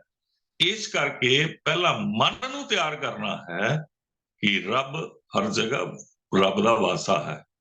ਰੱਬ ਦੇ ਵਾਸੇ ਤੋਂ ਬਿਨਾ ਸਾਡੇ ਘਰ ਦਾ ਇੱਕ ਜ਼ਰਾ ਵੀ, ਇੱਕ ਕੋਨਾ ਵੀ ਖਾਲੀ ਨਹੀਂ, ਸਾਡੇ ਮਹੱਲੇ ਦਾ ਇੱਕ ਕੋਨਾ ਵੀ ਖਾਲੀ ਨਹੀਂ, ਸਾਡੇ ਵਪਾਰ ਦਾ ਵੀ ਇੱਕ ਕੋਨਾ ਖਾਲੀ ਨਹੀਂ, ਸਾਡੇ ਸੰਗੀ ਸਾਥੀਆਂ, ਜੀਵ ਜੰਤੂ ਸਾਰੇ ਬਨਸਪਤੀ ਚ ਇਹ ਜਗ੍ਹਾ ਖਾਲੀ ਨਹੀਂ। ਇਸ ਨੂੰ ਬਾਣੀ ਚ ਇਸ ਤਰ੍ਹਾਂ ਵੀ ਸਮਝਾਇਆ ਹੈ, ਸਗਲ ਬਨਸਪਤ ਮੈਂ ਬੈਸੰਤਰ, ਸਗਲ ਦੂਧ ਮੈਂ ਕੀਆ, ਊਚ ਨੀਚ ਮੈਂ ਜੋਤ ਸਮਾਣੀ, ਘਟ ਘਟ ਮਾਧੋ ਜੀਆ। ਹੁਣ ਸਤਿਗੁਰੂ ਪਾਤਸ਼ਾਹ ਅਗਲੀ ਸਤਰਾਂ ਦੇ ਅੰਦਰ ਬਿਲਾਵਲ ਰਾਗ ਵਿੱਚ ਸਤਿਗੁਰੂ ਕਹਿੰਦੇ ਨੇ, ਨਾਨਕ ਕਹਿਤ ਭਗਤ ਵਛਲ ਹਰ, ਨਿਕਟ ਤਾਹੇ ਤੁਮ ਮਾਨੋ। ਤੁਸੀਂ ਨੇੜੇ ਕਿਸ ਤਰ੍ਹਾਂ ਮੰਨੋਗੇ ਭਗਤ ਰਕਸ਼ਕ ਹਰ? ਤਦ ਮੰਨੋਗੇ ਜਦ ਇਹ ਪੂਰਨ ਭਰੋਸਾ ਹੋਏਗਾ ਕਿ ਸਾਰੀਆਂ ਦਾਤਾਂ ਦੇ ਕੇ ਸਾਡੀ ਭੋਜਨ ਦੀ, ਸਾਡੇ ਸਵਾਸਾਂ ਦੀ, ਸਾਡੇ ਜੀਵਨ ਦੀ, ਸਾਡੇ ਮਾੜੇ ਕਰਮਾਂ ਨੂੰ ਸੁਧਾਰਨ ਦਾ ਸਾਰਾ ਗਿਆਨ ਔਰ ਸਾਰਾ ਖੁਰਾਕ ਔਰ ਸਾਰੇ ਸੁੱਖ ਸਰੀਰ ਵਿੱਚ ਸਾਨੂੰ ਬਖਸ਼ੇ ਨੇ। ਔਰ ਬਖਸ਼ਣ ਵਾਲਾ, ਸਾਡੀ ਰਾਖੀ ਕਰਨ ਵਾਲਾ, ਸਾਡੇ ਚੰਗੇ ਗੁਣ ਦੇਣ ਵਾਲਾ ਸਾਨੂੰ ਗੁਰੂ ਗੁਰਬਾਣੀ ਦਿੱਤੀ ਹੈ। ਉਸ ਗੁਰਬਾਣੀ ਰਾਹੀਂ ਰੱਬ ਜੀ ਨਿਕਟ, ਨੇੜੇ ਤੋਂ ਨੇੜੇ ਸਾਨੂੰ ਨਜ਼ਰ ਆਣਗੇ। ਜਿੰਨਾ ਨੇੜੇ ਮੰਨ ਲਈਏ ਥੋੜਾ ਹੈ, ਇਹ ਕਲਪਨਾ ਰਹਿ ਜਾਏਗੀ। ਆਪਾਂ ਇਸ ਸ਼ਬਦ ਦੀ ਵਿਚਾਰ ਭਗਤ ਕਬੀਰ ਜੀ ਦੇ ਸ਼ਬਦ ਦੀ ਵਿਚਾਰ, ਆਪਾਂ ਭਗਤ ਨਾਮਦੇਵ ਜੀ ਦੇ ਸ਼ਬਦ ਦੀ ਵਿਚਾਰ ਆਪਾਂ ਕਰ ਚੁੱਕੇ ਹਾਂ, ਖਿਮਾ ਕਰਨਾ। ਉਸ ਦੇ ਵਿੱਚ ਇਸ ਚੀਜ਼ ਨੂੰ ਅਸੀਂ ਚੰਗੀ ਤਰ੍ਹਾਂ ਸਮਝ ਚੁੱਕੇ ਹਾਂ। ਹੁਣ ਸਤਿਗੁਰੂ ਜੀ ਆਪਣੇ ਸ਼ਲੋਕਾਂ ਦੇ ਅੰਦਰ ਖੂਬਸੂਰਤੀ ਦੇ ਨਾਲ ਉਸ ਚੀਜ਼ ਨੂੰ ਹੋਰ ਅੱਗੇ ਵਧਾਉਂਦੇ ਕਹਿੰਦੇ ਨੇ, ਪਤਤ ਉਦਾਹਰਨ ਭੈ ਹਰਨ ਹਰ ਅਨਾਥ ਕੇ ਨਾਥ। ਪਹਿਲੀ ਇਹ ਗੱਲ ਸਮਝਣੀ ਕਿ ਸੰਸਾਰ ਦੇ ਮਾਤਾ ਪਿਤਾ ਦੇ ਮਰਨ ਨਾਲ ਬੰਦਾ ਅਨਾਥ ਨਹੀਂ ਹੁੰਦਾ। ਬੰਦਾ ਅਨਾਥ ਹੁੰਦਾ ਹੈ ਜਦ ਗੁਰੂ ਦੇ ਗੁਰਬਾਣੀ ਦੇ ਤਰੀਕੇ ਨਾਲ ਰੱਬ ਜੀ ਤੋਂ ਵਿਛੜਿਆ ਹੁੰਦਾ ਹੈ। ਤਰੀਕੇ ਨਾਲ ਰੱਬ ਜੀ ਨੂੰ ਨਹੀਂ ਪਾਉਂਦਾ, ਰੱਬ ਜੀ ਦੀ ਗੁਣਾਂ ਨੂੰ ਨਹੀਂ ਸਮਝਦਾ, ਰੱਬ ਜੀ ਦੇ ਸਿਮਰਨ ਨਾਲ ਨਹੀਂ ਜੁੜਦਾ, ਰੱਬ ਜੀ ਦੇ ਗੁਣਾਂ ਨੂੰ ਨਹੀਂ ਧਾਰਨ ਕਰਦਾ। ਉਹ ਸਮਝ ਲਓ ਗਿਆਨ ਵੀ ਹੋਣਾ ਬੰਦਾ ਅਨਾਥ ਹੈ। ਜਿਸ ਤਰ੍ਹਾਂ ਪਹਿਲੇ ਵੀ ਆਪ ਜੀ ਨੂੰ ਵਿਚਾਰ ਦਿੱਤੀ ਹੈ, ਸਭ ਤੋਂ ਵੱਡਾ ਪਾਪ ਅਗਿਆਨਤਾ ਹੈ, ਸਭ ਤੋਂ ਵੱਡਾ ਪੁੰਨ ਗਿਆਨ ਹੈ। ਬਸ ਉੱਥੋਂ ਗੱਲ ਸ਼ੁਰੂ ਹੋ ਜਾਂਦੀ ਹੈ। ਔਰ ਇਸ ਗੱਲ ਨੂੰ ਖੂਬਸੂਰਤੀ ਦੇ ਨਾਲ ਸਤਿਗੁਰੂ ਜੀ ਸਾਨੂੰ ਸਮਝਾਉਂਦੇ ਨੇ, ਨਾਨਕ ਕਹਿਤ ਭਗਤ ਰਕਸ਼ਕ ਹਰ। ਪਹਿਲਾਂ ਇਹ ਸਮਝਣਾ ਸਾਡੀ ਰਾਖੀ ਉਹ ਕਰ ਰਿਹਾ। ਹੁਣ ਸਾਡੀ ਰਾਖੀ ਉਹ ਕਰ ਰਿਹਾ ਹੈ ਤੇ ਸਾਡੇ ਸਰੀਰ ਦੇ ਕੁਝ ਫਰਜ਼ ਨੇ, ਸਾਡੀ ਕਿਰਿਆਵਾਂ ਨੇ, ਸਾਨੂੰ ਹੱਥ ਪੈਰ ਨੱਕ ਕੰਨ ਅੱਖ ਦਿੱਤੇ ਨੇ, ਜਿਨ੍ਹਾਂ ਰਾਹੀਂ ਅਸੀਂ ਮਾੜੇ ਜਾਨਵਰਾਂ ਤੋਂ ਬਚਣਾ ਹੈ, ਜਿਹੜੇ ਆ ਕੇ ਸਾਨੂੰ ਸੱਪ ਡੰਗ ਮਾਰੇ ਉਸ ਤੋਂ ਬਚਣਾ ਹੈ, ਸ਼ੇਰ ਸਾਡੇ ਕਤਲ ਕਰਕੇ ਖਾ ਜਾਏ ਉਸ ਤੋਂ ਬਚਣਾ ਹੈ, ਆਪਣੀ ਰਾਖੀ ਕਰਨੀ ਹੈ। ਸਾਨੂੰ ਭੈੜੀਆਂ ਵਿਚਾਰਾਂ ਤੋਂ ਬਚਣਾ ਹੈ। ਜਿੱਥੇ ਬਾਹਰਲੇ ਜਾਨਵਰਾਂ ਤੋਂ ਬਚਣਾ ਹੈ, ਉੱਥੇ ਅੰਦਰਲੇ ਜਾਨਵਰ ਤੋਂ ਬਚਣ ਵਾਸਤੇ ਸਾਡੀ ਰਾਖੀ ਰੱਬ ਜੀ ਨੇ ਕਰਨੀ ਹੈ। ਔਰ ਉਹ ਰੱਬ ਜੀ ਦੇ ਗੁਣ ਸਾਡੇ ਨਾਲ ਹੋਣ, ਉਹ ਸਾਡੇ ਸ਼ਸਤਰ ਹਨ। ਨਿਕਟ ਤਾਹੇ ਤੁਮ ਮਾਨੋ, ਤਾਂ ਰੱਬ ਜੀ ਨੂੰ ਤੁਸੀਂ ਨੇੜੇ ਮੰਨ ਸਕਦੇ ਹੋ। ਮੰਨਣ ਦੀ ਪਰਿਭਾਸ਼ਾ ਸਮਝ ਆ ਸਕਦੀ ਹੈ। ਪਤਤ ਉਦਾਹਰਨ ਭੈ ਹਰਨ ਹਰ ਨਾਥ ਕੇ ਅਨਾਥ ਕੇ ਨਾਥ। ਉਹ ਹਰੀ ਉਹਨਾਂ ਜਿਨ੍ਹਾਂ ਨੂੰ ਲੋਕ ਅਨਾਥ ਕਹਿੰਦੇ ਨੇ, ਜਿਸ ਤਰ੍ਹਾਂ ਗੁਰੂ ਅਮਰਦਾਸ ਜੀ ਨੂੰ ਲੋਕਾਂ ਨੇ ਕਿਹਾ ਇਹ ਤੇ ਜਿਹੜਾ ਹੈ ਨਿਕਰਾ ਹੈ, ਇਹ ਇਸ ਦਾ ਤੇ ਕੋਈ ਹੈ ਨਹੀਂ, ਸਭ ਛੱਡ ਛੜਾ ਕੇ ਗੁਰੂ ਦੇ ਸ਼ਰਨ ਪਿਆ ਹੈ। ਤੇ ਲੋਕਾਂ ਦੀ ਇਸ ਗੱਲ ਨੂੰ ਗੁਰੂ ਅਮਰਦਾਸ ਪਾਤਸ਼ਾਹ ਨੇ ਹਾਸੇ ਵਿੱਚ ਉਡਾਈ। ਇਹ ਜਾਚ ਸਿਖਾਈ ਸਾਨੂੰ ਕਿ ਦੁਨੀਆ ਕੀ ਕਹਿੰਦੀ ਹੈ ਇਸ ਦੇ ਨਾਲ ਕੋਈ ਫਰਕ ਨਹੀਂ ਪੈਂਦਾ। ਸਾਡੇ ਤੇ ਫਰਕ ਪੈਂਦਾ ਹੈ ਗੁਰਬਾਣੀ ਦੇ ਅਨੁਸਾਰ ਜੇ ਸਾਡਾ ਜੀਵਨ ਨਹੀਂ ਹੈ, ਜੇ ਆਪਣੇ ਮਨ ਨੂੰ ਅਸੀਂ ਨਹੀਂ ਸਮਝਾ ਸਕੇ, ਤੇ ਫਿਰ ਸਾਡੀ ਰਾਖੀ ਨਹੀਂ ਹੋਣੀ। ਕਹੋ ਨਾਨਕ ਤਹਿ ਜਾਣੀ ਹੈ। ਇਹ ਗੱਲ ਸਮਝਣੀ ਪੈਗੀ। ਸਦਾ ਬਸਤ ਤੁਮ ਸਾਥ, ਪਰਮਾਨੈਂਟ। ਇੱਕ ਮਿੰਟ ਵੀ ਉਹ ਦੂਰ ਨਹੀਂ ਜਾਂਦਾ। ਇੱਕ ਸੈਕਿੰਡ ਕੀ, ਇੱਕ ਸੈਕਿੰਡ ਦਾ 1 ਕਰੋੜਵਾਂ ਹਿੱਸਾ ਵੀ ਉਹ ਕਿਧਰੇ ਨਹੀਂ ਜਾਂਦਾ। ਪਹਿਲੇ ਇਹ ਆਪਣੇ ਦਿਮਾਗ ਚੋਂ ਕੱਢ ਦੇਣਾ ਹੈ ਕਿ ਰੱਬ ਪ੍ਰਗਟ ਹੋਏਗਾ, ਸਗੋਂ ਅਸੀਂ ਇਹ ਪਾਣਾ ਹੈ ਕਿ ਸਾਡੇ ਅੰਦਰ ਅਗਿਆਨਤਾ ਨੂੰ ਦੂਰ ਕਰਕੇ ਗਿਆਨ ਦਾ ਪ੍ਰਕਾਸ਼ ਕਰਨਾ। ਜਦ ਗਿਆਨ ਦਾ ਪ੍ਰਕਾਸ਼ ਹੋ ਜਾਏਗਾ, ਰੱਬ ਜਿਹੜਾ ਹੈ, ਉਹਦੇ ਗੁਣ, ਉਸ ਦੀ ਸਿਮਰਨ, ਉਸ ਦੀ ਸਾਰੀ ਫਿਲਾਸਫੀ, ਕੁਦਰਤ ਦਾ ਸਾਰਾ ਨਿਯਮ ਸਮਝ ਵਿੱਚ ਆ ਜਾਏਗਾ। ਹੁਣ ਸ਼ਲੋਕਾਂ ਦੇ ਅੰਦਰ ਅਗਲੀ ਗੱਲ ਇਸ ਗੱਲ ਨੂੰ ਹੋਰ ਸਮਝਾਉਣ ਵਾਸਤੇ ਖੋਲਦੇ ਹਨ। ਕਿੰਨੀ ਖੂਬਸੂਰਤੀ ਹੈ। ਜਗਤ ਭਿਖਾਰੀ ਫਿਰਤ ਹੈ। ਹੁਣ ਜਗਤ ਕੀ ਹੈ? ਸਾਰੇ ਤੇ ਭਿਖ ਮੰਗੇ ਨੇ। ਜਿਹੜੇ ਆਪਣੇ ਆਪ ਨੂੰ ਦਾਤੇ ਸਮਝ ਰਹੇ ਨੇ, ਉਹ ਆਲਰੇਡੀ ਭਿਖ ਮੰਗੇ ਨੇ, ਉਹ ਮੰਗਤੇ ਨੇ। ਹੁਣ ਉਹਨਾਂ ਮੰਗਤਿਆਂ ਨੂੰ ਇਹ ਸਮਝ ਨਹੀਂ ਆ ਰਹੀ ਉਹ ਦਾਤੇ ਬਣੇ ਬੈਠੇ ਨੇ, ਕਿਉਂਕਿ ਉਹਨਾਂ ਨੂੰ ਦਾਤ ਪਿਆਰੀ, ਵਿਸਲਿਆ, ਦਾਤਾਰਾ ਵਾਲੀ ਅਵਸਥਾ ਬਣ ਚੁੱਕੀ ਉਹਨਾਂ ਦੀ। ਜਦ ਸਾਨੂੰ ਪਦਾਰਥਾਂ ਦੀ ਮਾਲਕ ਆਪਣੇ ਆਪ ਨੂੰ ਸਮਝਾਂਗੇ, ਜਦ ਅਸੀਂ ਆਪਣੇ ਸਰੀਰ ਦਾ ਮਾਲਕ ਆਪਣੇ ਆਪ ਨੂੰ ਸਮਝਾਂਗੇ, ਆਪਣੇ ਮਨ ਦਾ ਮਾਲਕ ਅਸੀਂ ਆਪਣੇ ਆਪ ਨੂੰ ਸਮਝਾਂਗੇ, ਤੇ ਇਹ ਸਮਝਣਾ ਕਿ ਅਸੀਂ ਰੱਬ ਜੀ ਦੀ ਰਚਨਾ ਤੋਂ, ਰੱਬ ਜੀ ਦੇ ਗੁਣਾਂ ਤੋਂ, ਰੱਬ ਜੀ ਤੋਂ ਬਹੁਤ ਦੂਰ ਹਾਂ, ਨੇੜੇ ਨਹੀਂ ਹਾਂ। ਤੇ ਉਹਨਾਂ ਭਿਖਾਰੀਆਂ ਵਰਗੇ ਹੀ ਹਾਂ, ਜਿਸ ਤਰ੍ਹਾਂ ਜਗਤ ਵਿੱਚ ਵੱਡੇ ਵੱਡੇ ਰਾਜੇ ਭਿਖਾਰੀ ਨੇ। ਹੁਣ ਇੱਕ ਕਹਾਣੀ ਆਪ ਜੀ ਦੇ ਨਾਲ ਸਾਂਝੀ ਕਰਨੀ ਚਾਹਾਂਗਾ। ਇੱਕ ਰਾਜਾ ਸੀ, ਉਹ ਕਿਸੇ ਜਗ੍ਹਾ ਤੇ ਗਿਆ ਤੇ ਉਸ ਨੂੰ ਪਾਣੀ ਦੀ ਲੋੜ ਪਈ। ਉਸ ਸ਼ਖਸ ਨੇ ਉਹਨੂੰ ਪਿਆਸ ਬੁਝਾਈ ਤੇ ਉਹਨੇ ਆਪਣੀ ਅੰਗੂਠੀ ਦਿੱਤੀ ਉਹਨੂੰ ਤੇ ਕਹਿਣ ਲੱਗਾ, ਤੂੰ ਜਦ ਤੈਨੂੰ ਕਿਸੇ ਚੀਜ਼ ਦੀ ਲੋੜ ਪਵੇ ਤੇ ਤੂੰ ਮੇਰੇ ਦਰਬਾਰ ਵਿੱਚ ਆਈ, ਤੇਰੀ ਸਾਰੀ ਖਾਹਿਸ਼ਾਂ ਪੂਰੀਆਂ ਕਰਾਂਗਾ। ਉਹ ਅੰਗੂਠੀ ਲੈ ਕੇ, ਲੋੜ ਪੈ ਗਈ, ਉਹ ਅੰਗੂਠੀ ਲੈ ਕੇ ਚਲਾ ਗਿਆ ਤੇ ਦਰਬਾਰ ਨੇ ਅੰਗੂਠੀ ਦੇਖ ਕੇ ਉਹਨੂੰ ਅੰਦਰ ਭੇਜਤਾ। ਅੰਦਰ ਜਾ ਕੇ ਦੇਖਦਾ ਹੈ ਕਿ ਉਹ ਸ਼ਖਸ ਨਮਾਜ਼ ਪੜ੍ਹ ਰਿਹਾ ਔਰ ਉਸ ਮਾਲਕ ਤੋਂ ਮੰਗ ਰਿਹਾ। ਜਦ ਇਹ ਸਾਰਾ ਵਾਕਿਆ ਉਹਨੇ ਦੇਖਿਆ, ਉੱਥੋਂ ਵਾਪਸ ਆ ਗਿਆ। ਦਰਬਾਰ ਨੇ ਆ ਕੇ ਕਿਹਾ, ਤੁਹਾਨੂੰ ਕੋਈ ਮਿਲਣ ਆਇਆ ਸੀ, ਤੁਹਾਡੀ ਅੰਗੂਠੀ ਦਿਖਾਈ ਤੇ ਮੈਂ ਉਹਨੂੰ ਅੰਦਰ ਭੇਜਿਆ, ਉਹ ਤੁਹਾਨੂੰ ਮਿਲੇ ਬਿਨਾਂ ਚਲਾ ਗਿਆ। ਉਹ ਰਾਜਾ ਫਿਰ ਉਸ ਸ਼ਖਸ ਕੋਲ ਗਿਆ, ਗੱਲ ਕੀ ਹੋਈ, ਕਿਸ ਗੱਲੋਂ ਉਹ ਬੰਦਾ ਨਾਰਾਜ਼ ਹੈ। ਜਦ ਉਹਦੇ ਨਾਲ ਗੱਲ ਕੀਤੀ ਤੇ ਉਹਨੂੰ ਪੁੱਛਿਆ, ਤੂੰ ਵਾਪਸ ਕਿਉਂ ਆ ਗਿਆ ਕੁਝ ਲਿੱਤੇ ਬਿਨਾਂ? ਕਹਿੰਦਾ, ਮੈਂ ਦੇਖਿਆ ਤੂੰ ਵੀ ਮੰਗਦਾ ਪਿਆ ਔਰ ਮੰਗ ਕੇ ਹੀ ਤੂੰ ਮੈਨੂੰ ਦੇਣਾ, ਤੇ ਮੈਂ ਉਸੇ ਕੋਲ ਕਿਉਂ ਨਾ ਮੰਗ ਲਵਾਂ ਜਿਸ ਕੋਲ ਤੂੰ ਮੰਗਦਾ ਪਿਆ। ਜਦ ਇਸ ਪਰਿਭਾਸ਼ਾ ਦੇ ਵਿੱਚ ਅਸੀਂ ਆਵਾਂਗੇ ਔਰ ਇਸ ਵਿਚਾਰਧਾਰਾ ਵਿੱਚ ਜੀਣਾ ਸ਼ੁਰੂ ਕਰ ਦੇਵਾਂਗੇ, ਤੇ ਸਾਡੇ ਮੰਗਣ ਦਾ ਢੰਗ, ਸਾਡਾ ਜੀਣ ਦਾ ਢੰਗ, ਸਾਡਾ ਬੈਠਣ ਸੁਣਨ ਦਾ ਢੰਗ, ਸਾਡੇ ਬੋਲਣ ਦਾ ਢੰਗ ਗੁਰੂ ਵਾਲਾ ਹੋਏਗਾ। ਗੁਰਬਾਣੀ ਬਣੀ ਵਾਲੀ ਅਵਸਥਾ ਵਿੱਚ ਆਵਾਂਗੇ। ਤੇ ਜਬ ਹੀ ਸ਼ਰਨ ਗਹੀ ਕਿਰਪਾ ਨਿਧ, ਜਦ ਅਸੀਂ ਇਹ ਸਮਝ ਲਾਂਗੇ, ਤੇ ਪਹਿਲੀ ਪੰਕਤੀ ਵਿੱਚ ਅਸੀਂ ਇਹ ਸਮਝਿਆ ਸੀ, ਜਗਤ ਭਿਖਾਰੀ ਫਿਰਤ ਹੈ, ਸਭ ਕੋ ਦਾਤਾ ਰਾਮ। ਸਾਰਿਆਂ ਨੂੰ ਦਾਤਾ ਦੇਣ ਵਾਲਾ ਰਾਮ ਹੈ, ਰੱਬ ਹੈ, ਖੁਦਾ ਹੈ, ਅੱਲਾ ਹੈ। ਜਿਸ ਨਾਂ ਨਾਲ ਕੋਈ ਬੁਲਾ ਰਿਹਾ ਹੈ, ਮੈਟਰ ਇਹ ਨਹੀਂ ਕਰਦਾ। ਸਾਰੇ ਨਾਵਾਂ ਦਾ ਜ਼ਿਕਰ ਗੁਰਬਾਣੀ 'ਚ ਹੈ। ਸਾਨੂੰ ਇਹਨਾਂ ਚੱਕਰਾਂ ਵਿੱਚ ਜਾਂ ਇਹਨਾਂ ਭੁਲੇਖਿਆਂ 'ਚ ਨਹੀਂ ਪੈਣਾ ਚਾਹੀਦਾ। ਸਾਨੂੰ ਨਾਵਾਂ ਦੇ ਭੁਲੇਖੇ 'ਚ ਤਦ ਪਾਇਆ ਜਾਂਦਾ ਹੈ ਜਦ ਸਾਨੂੰ ਗੁਰਬਾਣੀ ਤੋਂ, ਗੁਰਮਤ ਤੋਂ ਤੋੜਨਾ ਹੁੰਦਾ ਹੈ। ਸਾਨੂੰ ਗੁਰਬਾਣੀ ਦੇ ਸਿਧਾਂਤਾਂ ਤੋਂ ਤੋੜਨ ਵਾਸਤੇ ਕੋਈ ਹੋਰ ਰਾਮ, ਮਨੁੱਖ ਵਰਗਾ ਰਾਮ ਦਿਖਾ ਦਿੱਤਾ ਜਾਂਦਾ ਹੈ, ਜਾਂ ਚੰਦਰਮਾ ਦਿਖਾ ਦਿੱਤਾ ਜਾਂਦਾ ਹੈ। ਕੋਈ ਕਹਿੰਦਾ ਕਿ ਤੁਸੀਂ ਤੇ ਮੁਸਲਮਾਨਾਂ ਵਿੱਚੋਂ ਹੋ, ਕੋਈ ਕਹਿ ਦਿੰਦਾ ਹਿੰਦੂਆਂ ਵਿੱਚੋਂ। ਉਸ ਟਾਈਮ ਉਸ ਨਾਂ ਤੋਂ ਪਰਹੇਜ਼ ਕਰਨਾ, ਜਿਸ ਤਰ੍ਹਾਂ ਇੱਕ ਸਾਖੀ ਭਗਤ ਨਾਮਦੇਵ ਜੀ ਦੇ ਨਾਲ ਹੈ ਜਾਂ ਕਬੀਰ ਜੀ ਦੇ ਨਾਲ ਹੈ, ਉਹਨਾਂ ਨੂੰ ਹਾਥੀ ਦੇ ਥੱਲੇ ਦੇਣ ਲੱਗੇ ਤੇ ਉਹਨਾਂ ਦੀ ਮਾਂ ਨੇ ਕਿਹਾ, ਤੂੰ ਅੱਲਾ ਬੋਲ ਦੇ, ਤੂੰ ਰਾਮ ਕਿਉਂ ਬੋਲ ਰਹਾ ਹੈ? ਕਹਿੰਦਾ ਅੱਲਾ ਬੋਲਣਾ ਹੈ। ਤੂੰ ਅੱਲਾ ਬੋਲ ਦੇ। ਕਹਿੰਦਾ ਅੱਜ ਨਹੀਂ ਬੋਲਾਂਗਾ ਮੈਂ ਅੱਲਾ, ਅੱਜ ਤੇ ਮੈਂ ਰਾਮ ਹੀ ਬੋਲਾਂਗਾ।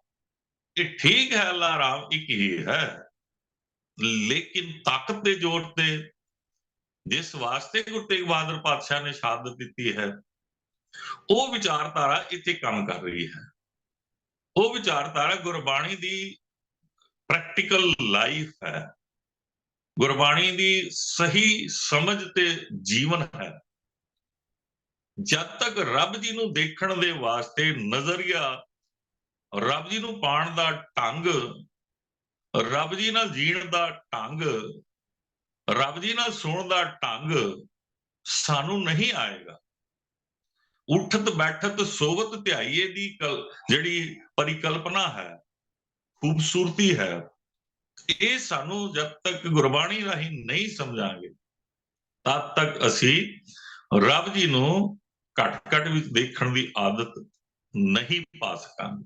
ਸਾਡਾ ਮਨ ਇਸ ਲਈ ਪੂਰਨ ਤੌਰ ਤੇ ਨਹੀਂ ਤਿਆਰ ਹੋਏਗਾ, ਕਿਉਂਕਿ ਨਿਰਾਕਾਰ ਨੂੰ ਸਮਝਣ ਲਈ ਬਹੁਤ ਸੌਖਾ ਆਸਾਨ ਤਰੀਕਾ ਨਹੀਂ ਹੈ।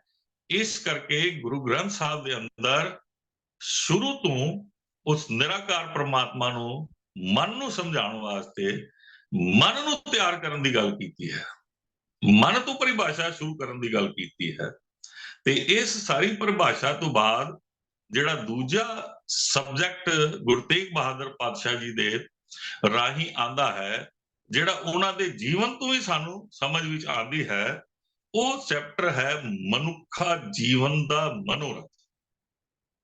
ਹੁਣ ਇੱਥੇ ਕਿੱਥੇ ਵਿਰਾਗ ਹੈ, ਜਾਂ ਪਹਿਲੇ ਸਤਰਾਂ ਵਿੱਚ ਇੱਥੇ ਜਿੱਥੇ ਵਿਚਾਰਿਆ ਹੈ, ਜਿੱਥੇ ਰੱਬ ਜੀ ਦੀ ਹੋਂਦ ਦੇ, ਰੱਬ ਜੀ ਦੇ ਮਿਲਾਪ ਦੇ, ਰੱਬ ਜੀ ਨੂੰ ਰਕਸ਼ਕ ਮੰਨਣ ਦੇ, ਭਗਤ ਵਛਲ ਰਕਸ਼ਕ ਮੰਨਣ ਦੇ, ਹਰ ਯੁਗ ਯੁਗ ਭਗਤ ਪਾਇਆ, ਪੈਜ ਰੱਖਦਾ ਆਇਆ, ਰਾਮ ਰਾਜੇ ਦੇ ਸਿਧਾਂਤ ਨੂੰ ਸਮਝਣ ਦੇ ਜਿਹੜੀ ਪਰਿਭਾਸ਼ਾ ਸਤਿਗੁਰਾਂ ਨੇ ਦਿੱਤੀ ਹੈ, ਉਸ ਨੂੰ ਸਮਝਾਈ ਹੈ। ਉੱਥੇ ਕਿਹੜੀ ਵਿਰਾਗ ਦੀ ਗੱਲ ਹੈ? ਸੰਸਾਰ ਦੇ ਵਿਰਾਗ ਤੇ ਗੁਰਮਤ ਦੇ ਵਿਰਾਗ ਚ ਭਾਵ ਸੰਸਾਰੀ ਤੇ ਨਿਰੰਕਾਰੀ, ਸੰਸਾਰ ਤੋਂ ਨਿਰੰਕਾਰ ਦੇ ਸਫ਼ਰ ਨੂੰ ਸ਼ੁਰੂ ਕਰਨ ਵਾਸਤੇ ਸੰਸਾਰ ਦੇ ਵਿਰਾਗ ਨੂੰ ਛੱਡ ਕੇ ਸਾਨੂੰ ਨਿਰੰਕਾਰ ਦੇ ਤਰੀਕੇ ਦਾ ਵਿਰਾਗ ਗੁਰਬਾਣੀ ਰਾਹੀਂ ਸਮਝਣਾ ਪਏਗਾ। ਉਹ ਵਿਰਾਗ ਹੈ ਆਪਣੇ ਅੰਦਰੋਂ ਅਵਗੁਣਾਂ ਦਾ ਤਿਆਗ, ਬੁੜੇ ਵਿਚਾਰਾਂ ਤੇ ਕੰਟਰੋਲ।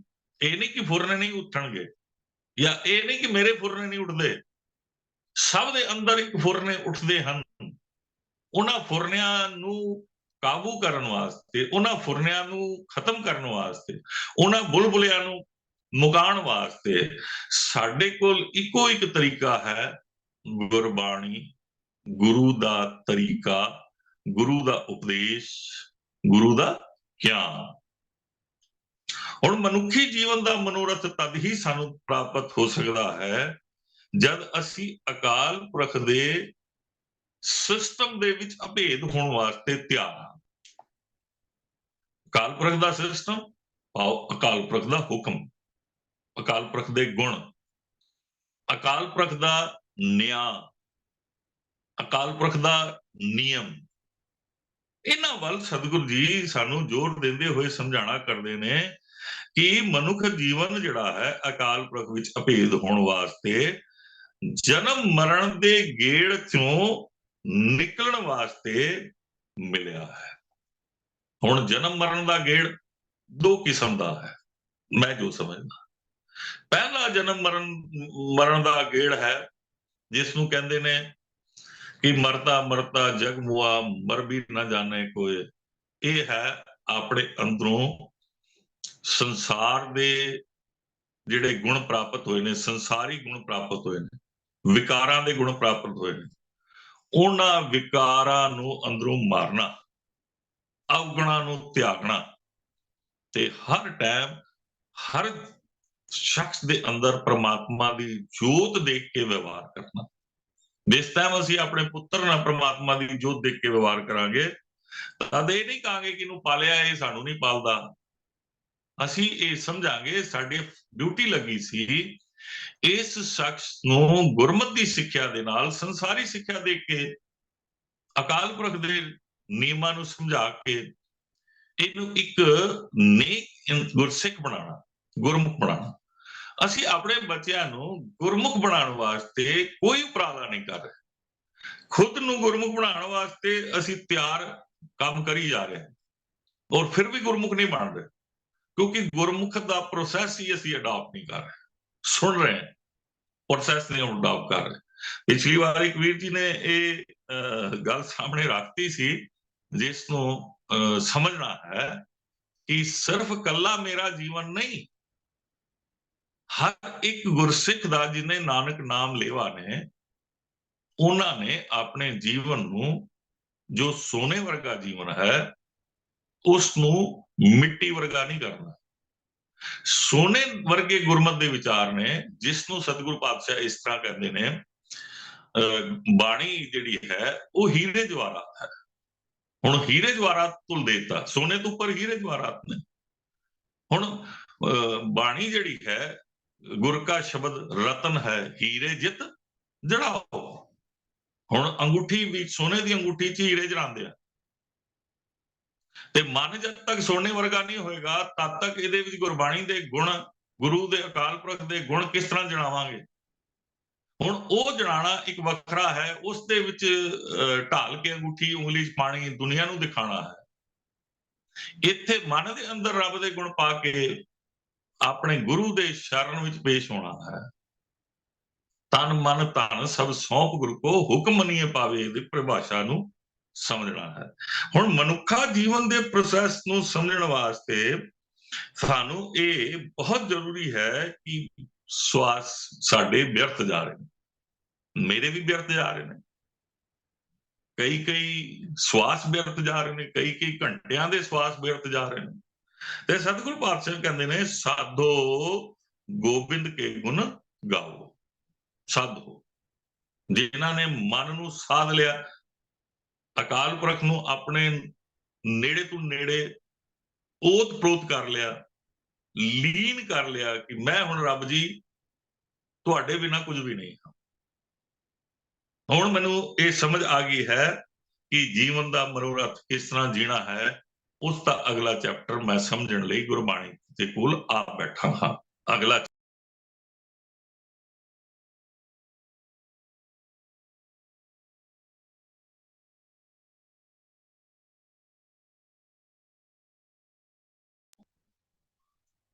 ਗੋਬਿੰਦ ਦੇ ਜਾਣ ਵਾਸਤੇ ਸਾਨੂੰ ਕਹਿ ਰਹੇ। ਹੁਣ ਇਸ ਨੂੰ ਅਸੀਂ ਸਿਮਰਨ ਦੇ ਨਾਲ ਜੋੜ ਦਿੰਦੇ ਹਾਂ। ਸਿਮਰਨ ਇੱਕ ਵੱਖਰਾ ਪ੍ਰੋਸੈਸ, ਰਸਨਾ ਤੋਂ ਜਪਣਾ ਇੱਕ ਵੱਖਰਾ ਪ੍ਰੋਸੈਸ ਹੈ। ਮੈਂ ਆਪ ਜੀ ਨੂੰ ਸਾਰਿਆਂ ਨੂੰ ਬੇਨਤੀ ਕਰਦਾ ਹਾਂ, ਸਿਮਰਨ ਰਸਨਾ ਤੋਂ ਹੈ, ਸਿਮਰਨ ਬਾਣੀ ਪੜ੍ਹਨੀ ਹੈ, ਸਿਮਰਨ ਬਾਣੀ ਵਿਚਾਰਨੀ ਹੈ, ਸਿਮਰਨ ਬਾਣੀ ਨੂੰ ਆਪਣੇ ਮਨ ਬਚਨ ਕਰਮ ਕਰਕੇ ਕਰਮਾਂ ਵਿੱਚ ਲਿਆਉਣਾ, ਆਪਣੇ ਕੰਮਾਂ 'ਚ ਪ੍ਰੋਸੈਸ 'ਚ ਰਿਫਲੈਕਟ ਕਰਨੀ, ਭਾਵ ਅਪਣਾਣੀ ਹੈ। ਉਹਨੂੰ ਸਿਮਰਨ ਕਹਿੰਦੇ ਨੇ। ਜੇ ਤੁਸੀਂ ਸੁਖਮਨੀ ਸਾਹਿਬ ਦੀ ਬਾਣੀ ਵਿੱਚ ਉਸ ਸਿਮਰਨ ਦੀ ਪਰਿਭਾਸ਼ਾ ਨੂੰ ਇੱਕ ਪਦ ਵਿੱਚ ਲੱਭਣਾ ਚਾਹੋ ਤੇ ਸਤਿਗੁਰੂ ਪੰਚਮ ਪਾਤਸ਼ਾਹ ਕਹਿੰਦੇ ਨੇ, ਉਸਤਤ ਮਨ ਮੇ ਕਰ ਨਿਰੰਕਾਰ, ਕਰ ਮਨ ਮੇਰੇ ਸਤ ਵਿਵਹਾਰ। ਗੱਲ ਵਿਵਹਾਰ ਬਦਲਣ ਦੀ ਹੈ। ਸਿਮਰਨ ਸ਼ੁਰੂ ਹੋਇਆ ਤੇ ਵਿਵਹਾਰ ਗੁਣਾਂ ਨਾਲ ਬਦਲਿਆ ਜਾਣਾ ਹੈ, ਗੁਣਾਂ ਨੂੰ ਧਾਰਨ ਕਰਨਾ ਹੈ। ਜਿਸ ਬਾਰੇ ਸਤਿਗੁਰੂ ਜੀ ਕਹਿੰਦੇ ਨੇ, ਸਾਧੋ ਗੋਬਿੰਦ ਕੇ ਗੁਣ ਗਾਵੋ, ਮਾਨਸ ਜਨਮ ਅਮੋਲਕ ਪਾਇਓ। ਹੁਣ ਇਹ ਸਮਝਣਾ ਕਿ ਮਨੁੱਖਾ ਜਨਮ ਮਨੂੰ ਬਾਰ-ਬਾਰ ਨਹੀਂ ਮਿਲਣਾ। ਮਾਨੁਖ ਜਨਮ ਦੁਰਲੰਭ ਹੈ, ਹੋਤ ਨਾ ਬਾਰੰਬਾਰ। ਇਹ ਪ੍ਰੋਸੈਸ ਬਾਣੀ ਬਾਰ-ਬਾਰ ਸਮਝਾਇਆ ਹੈ। ਤੇ ਮਨੁੱਖਾ ਜਨਮ ਅਮੋਲਕ ਹੈ, ਇਸ ਦੀ ਕੀਮਤ ਨਹੀਂ ਹੈ। ਸਾਡੇ ਸਰੀਰ ਦੀ ਇੱਕ ਕਿਡਨੀ ਦੀ ਕੀਮਤ ਨਹੀਂ ਹੈ। ਉਹ ਜੇ ਦੂਜਾ ਨਾ ਦੇਵੇ ਤੇ ਸਾਨੂੰ ਮਿਲ ਨਹੀਂ ਸਕਦੀ। ਸਾਨੂੰ ਦੂਸਰਾ ਬਲੱਡ ਨਾ ਦੇਵੇ, ਕੋਈ ਖੂਨ ਨਾ ਦੇਵੇ ਤੇ ਸਾਨੂੰ ਖੂਨ, ਉਹ ਆਪਣਾ ਖੂਨ ਜੇ ਘਟ ਜਾਏ ਤੇ ਅਸੀਂ ਖੂਨ ਨਹੀਂ ਮਤਲਬ ਬਾਡੀ ਵਿੱਚ ਆਰਟੀਫਿਸ਼ਲ ਪਾ ਸਕਦੇ।